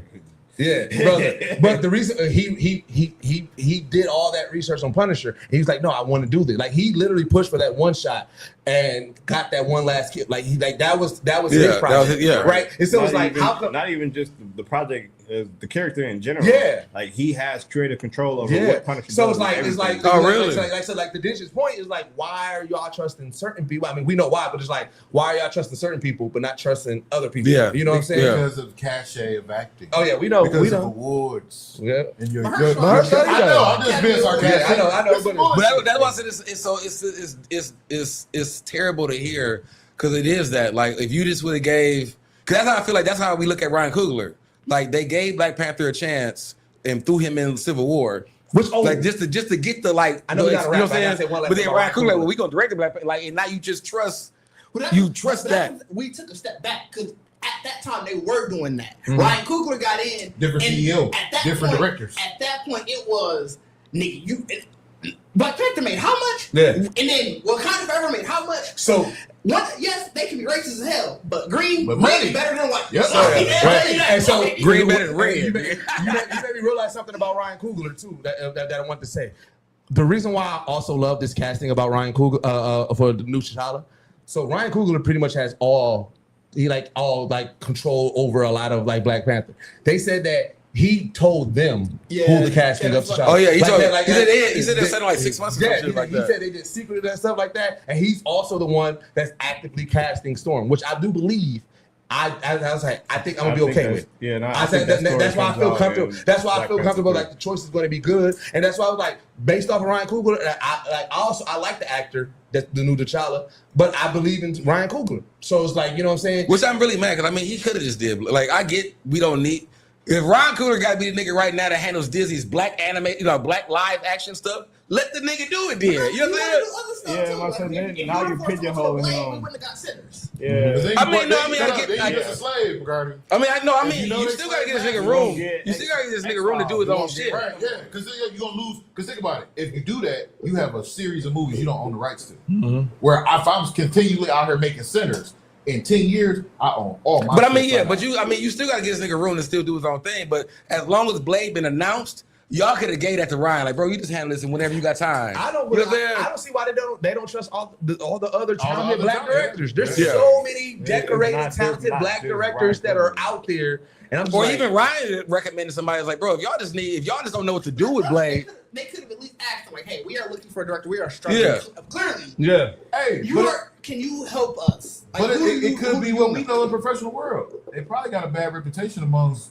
actual good directors of not being worth working for. Well, yeah, we know that. There's a lot of directors that left the MCU because of the dealings of Disney, Marvel. Like, they're like, bro, it was too much. It was way too much. Like, that they bounced out. So, like, we know Like there's an ugly side to the MCU. That's why I said we're in an abusive relationship. They're doing that to the paper plates, then they're gonna do that to those of us that can enjoy the sun at long periods of time. Yeah. So I get that. Yeah. All right, well, let's get into recommendations, man. Cape Crusader's back. I talked about it a little bit earlier, but like I started watching it. For those who didn't see season 1, they kind of ended on a beat with like introducing the Joker and everything. They jumped right into kind of like a little bit like right back into the storyline. What I love about Cape Crusader, so for those who don't know, like who's the creator of Cape Crusader? I'm blanking on his name. Ooh, he did the original Batman series too. Wow. I was gonna say Tim Gunn. It's something Tim or Tim something. Bruce Tim, right? Bruce Tim, yeah. The one of the reasons why he wanted to do this series is that because they had reached out to him way before. They wanted them to do a continuation of the original, kind of like X-Men 97, right? But he was like, he didn't really want to do that. But then he realized, but there's a lot of more serious stories to tell with Batman, and that's why you really just animating all the comic books. So that's why he did Cape Crusader, right? This season 2, they're leaning into a lot of those those dark storylines and everything like that. Like the way that, like I said, this season is really also like a lot of seasons that like you start like seeing the origins of people. Like while they're doing like kind of the origin of the Joker, they're also setting up the origin of the Riddler. Oh my God, they're doing it so good. And bro, I'm just like this series, bro. Like if you are a Batman fan or if you're just a really like a superhero, a comic book like fan, you'll love this series. Season 2 is doing really well. And then Kanan just ended. What? Power Book. Raising Kanan. Man, hey, if you power fan, absolutely not. Bro. I feel like me and Tripp is the only ones. The fucking nigger TV show. Hard ER show. Can I get my recommendation over that judgment? Jeez, I'm trying to get kids to read around here. I thought I was the only non-power fan. Those are hard ER shows. You know what I'm saying? So you gonna hate my recommendation? Hey man, so it's there, man. Raising Kanan in it, and like I said, if you are in that Power universe or you just like these type of shows, nigga, it ended on a fucking crazy. And bro, I'm excited for the other series that's coming out. Like I said, they're gonna do the origin of Ghost and Tommy. I can't wait for that. So like I said, this season was a fire. He season. Definitely cooking. That nigga got his little boxing. He got a boxing show. He 50 about a boxing TV series. I don't care about all that. I don't care about power. Like a boxing crime family drama. You ain't part of the 50 Cent verse? No, I don't care about. This here. Kanan gonna be in there. If betting on the match or some shit. That's how they get me. If it's dealing with drugs and gangs in the boxing, then I'm in. Like I said, if it's black and it deals with drugs and gangs, you got me. You got me. Hard RTV. You know what I'm saying? Nah, I feel like that's AZ activity, bro. I feel like that's AZ activity, bro. CIA is watching this. You know what I'm saying? But yeah, those are my 2 recommendations: Batman, Cape Crusader, and then watch Raising Kanan. I'm gonna recommend Miss Fall Hunter. It's an attraction RPG that I played the beta for it like a couple months ago. Game is fire. I didn't realize it was coming out this soon, and I was gifted, a key to this game. So that's what you meant by you got gifted. I'm excited that I've been able to play it again because it really. So it's like. I'm just like, y'all play an attraction game, like Arc Raiders and all that, but this is fantasy based. So like you got like powers and stuff. Oh, okay. It's fun. It is fun. Like I gotta see if it's on Game Pass so I can get you to get it. Is it gonna be on? Like how much is it on Steam? The game itself is only $25. That's a lot for a Steam game. How long is the game? I mean, it's the same price.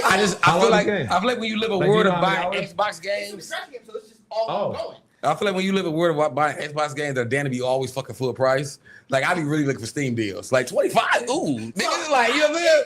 I got the key for PlayStation. Yeah, you got a free key. But I got a PlayStation, so it's like. Oh, is it cross platform? Okay. I feel like I've seen it. Unless it's coming soon, I feel like I've seen it in the coming soon of Xbox. When it comes to pricing, you don't base it off of like how many hours in the game. What do you mean? So you know how many hours you gonna play the game? How many hours? Like sometimes they be like, all right, this game can be completed in like 68 hours or some shit like that. It is on Game Pass. It is on Game Pass. Okay. So like you don't see like to like 68. But if they tell like this, this is an ongoing game that continues. I mean, it's just a distraction game. But I mean, I feel like I just did that because that's what I'm saying. Like I just did that with Arc Raiders, and I don't play it. You know what I'm saying? No more. I stopped playing. I ain't stopped playing. I just ain't nobody hit me to want to play. Like why did you play Arc?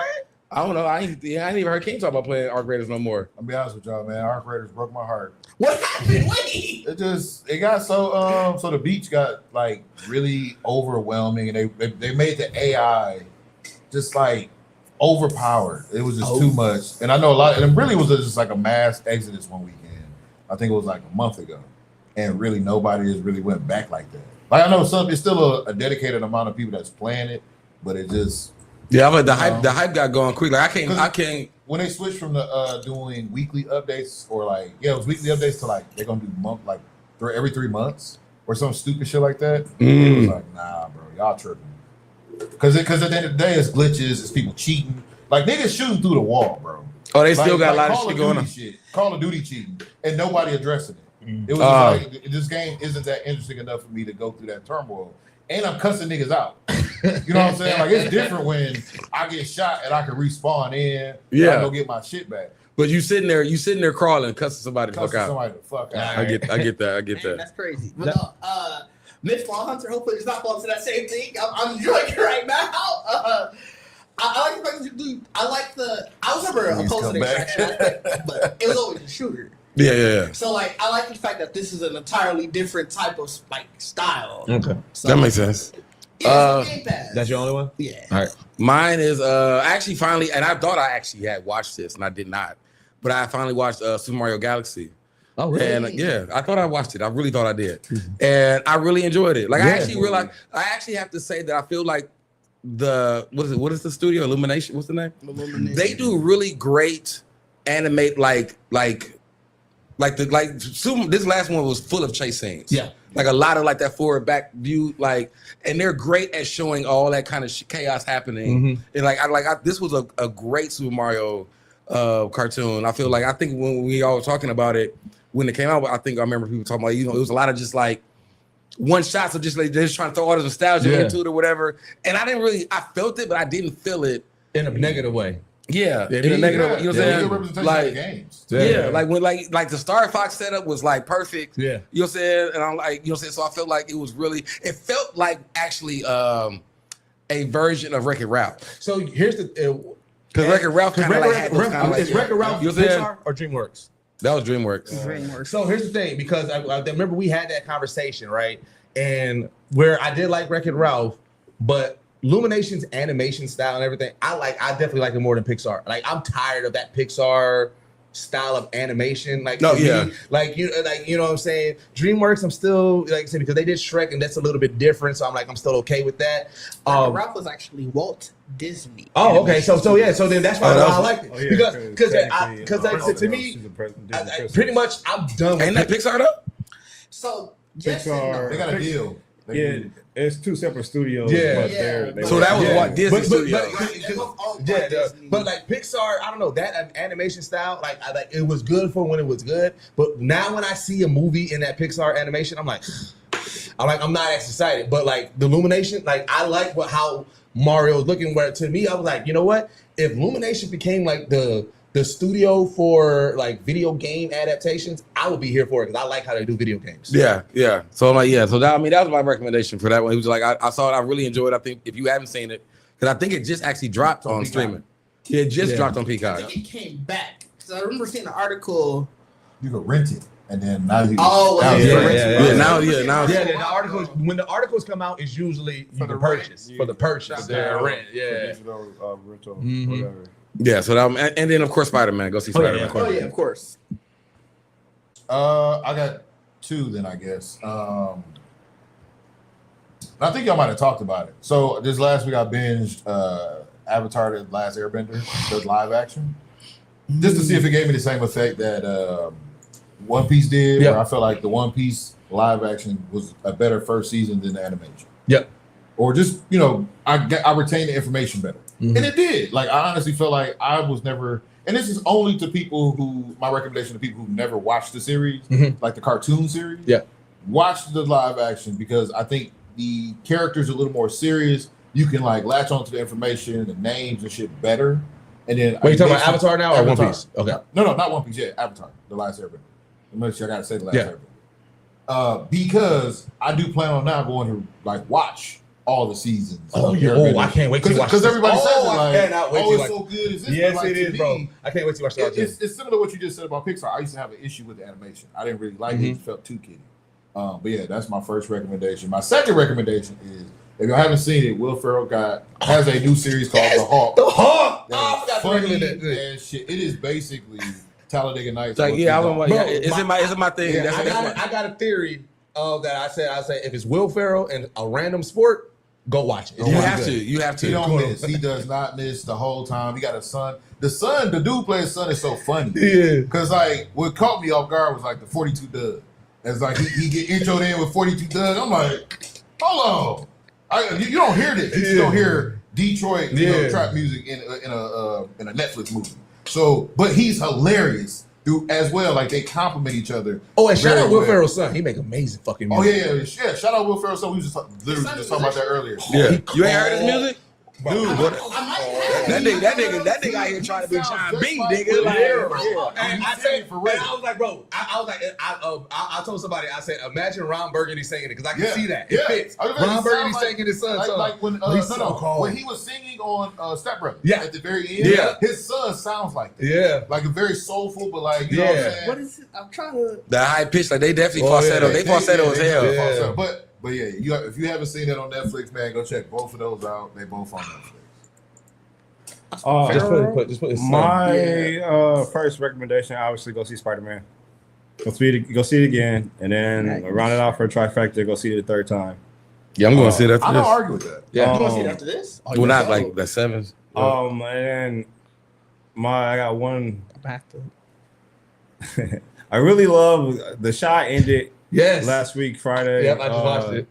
I really enjoyed that season finale. I think it didn't tie up a lot of the loose ends that I needed, but it was a good ending to the story. I feel like for what they gave us. So, check that out. I mean, and then Snowfall's spinoff is coming in September, I believe. Shout out Gail B. Yeah. Friend of the pod. Damn, I had another one. I can't remember what it is now. But yeah, I'll go with those two. And then I've been playing fucking college football like a motherfucker lately. A friend of mine told me his analogy was, here's the stats, I'm sorry. He said the Shy, if it was a food, would be gas station sushi. Can you validate that? It was gas station sushi. If it was food. He hates The Shy. I wouldn't say he's from Chicago, and he said he actually liked the show, but he was like, I think he said this season he didn't. It could be. I can see how somebody would call it. Season, okay. Yeah. I can see how somebody would call it gas station sushi, right? Because gas station sushi, I feel like you run the risk of knowing the outcome, right? Because it could be really, really good. You could, oh shit, this is a fucking low key gem, or you could be like, I shouldn't have ate that 10 minutes ago. That's how I took it. I definitely took it like 10 minutes of my time. I get. You know what? So here's the thing. I immediately went missed. I'm like, bro, I can't trust gas stations. The Shy. The Shy is a BT movie crazy every time. Because who cutting it? Because they always the Shy. Who made this? The Shy is a BT movie every time. It's either going to be overly dramatic or it's going to end on a barbecue dancing. Like, hey, what's going on, man? Hey, you doing good out here, man? Okay, I remember my other one too. Yeah. But yeah, no, absolutely, it's definitely a BT movie for sure. I mean, I loved it though. It's a great. Like some of those character arcs are amazing, Yep. And they do a really good job at pulling on other films and other black culture, like black pop culture. So and everybody named Mama in it. If there's anybody black that you like, I wonder where they've been at. They ain't fucking show up in the Shy for an episode or two. So is this like a black exploitation? No. I wouldn't say exploitation. Like do they overly do dramatic like hood shit and then be like no. It's a depiction of like you said that's some kind of suspect. But it's a depiction of if somebody made a more realistic depiction of Milwaukee. It's like Crooklyn, like a TV show. Yeah, like you got all these different elements of the hood. Okay. But you got people that are trying to do good, people that are are on nefarious shit. You got the dirty cops and shit behind it all, but it's not overtly. It's what we said. It's not. It's hard ERTV. AZ. This is absolutely AZ. Yeah, that's AZ. I can see that. This isn't. Power is RD. This is every single person is selling drugs. All this is not centered on that. This is centered on how do we, as Black people, overcome our environment. Because, like, bro, when I say it's a BET movie, like, there was one episode, it was funny because I was watching it, and, like, Tim saw it on there, and she was like, what is this? Because it was one movie, it was like, all right, we're going to have the women's therapy section. All right, now we're going to have the men's therapy group. And, like, they show it, and then it ends, and they doing the cha-cha slide at a barbecue. Like I said, it's a BET movie, like a motherfucker, bro. But then the next episode, it turns to Juice immediately. We are still right. Yeah, and then my last one, SummerSlam weekend upon us. SummerSlam Night 1 was last night. SummerSlam Night 2 is tonight. Just if you got a chance, check out some wrestling this weekend. Yesterday wasn't the best show.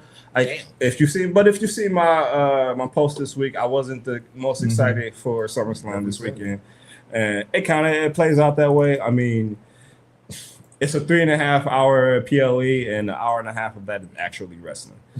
Jesus. And of that hour and a half, they gave 35 minutes to CM Punk and Cody Rhodes, and that was probably the least hyped match of the night. You know what I mean? So it's a filler episode. Yeah, but Oba and Brock Lesnar tore the fucking house down. So if you only watch one match from the rest of the weekend, check that match out. That's all I got. All right, man. OG recommendation, go to geeksetpodcast.com. Get you some merch, man. For those who have not seen, like I said, we did announce our partnership with Martian Blueberry with doing the Black Geek documentary.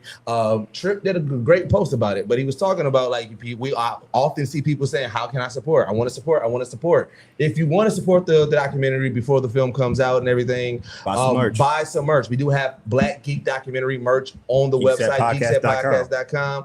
Check that out. Go buy you some merch, man. That's one of the best ways to support us before everything comes out, before we start our full run and everything like that. Check out our past articles, you know what I'm saying? Yasa, they've been doing their thing over there. Check out all of our past episodes. Follow everybody's social media, man. Shout out to Swiper out there doing content as well. But we are out here actively doing content. Everybody is out here moving and grooving. So you want to, stay up to date with everybody. Follow everybody's social media. You can use @Geekset Podcast as the hub, and you should be able to find everybody else's individual social media.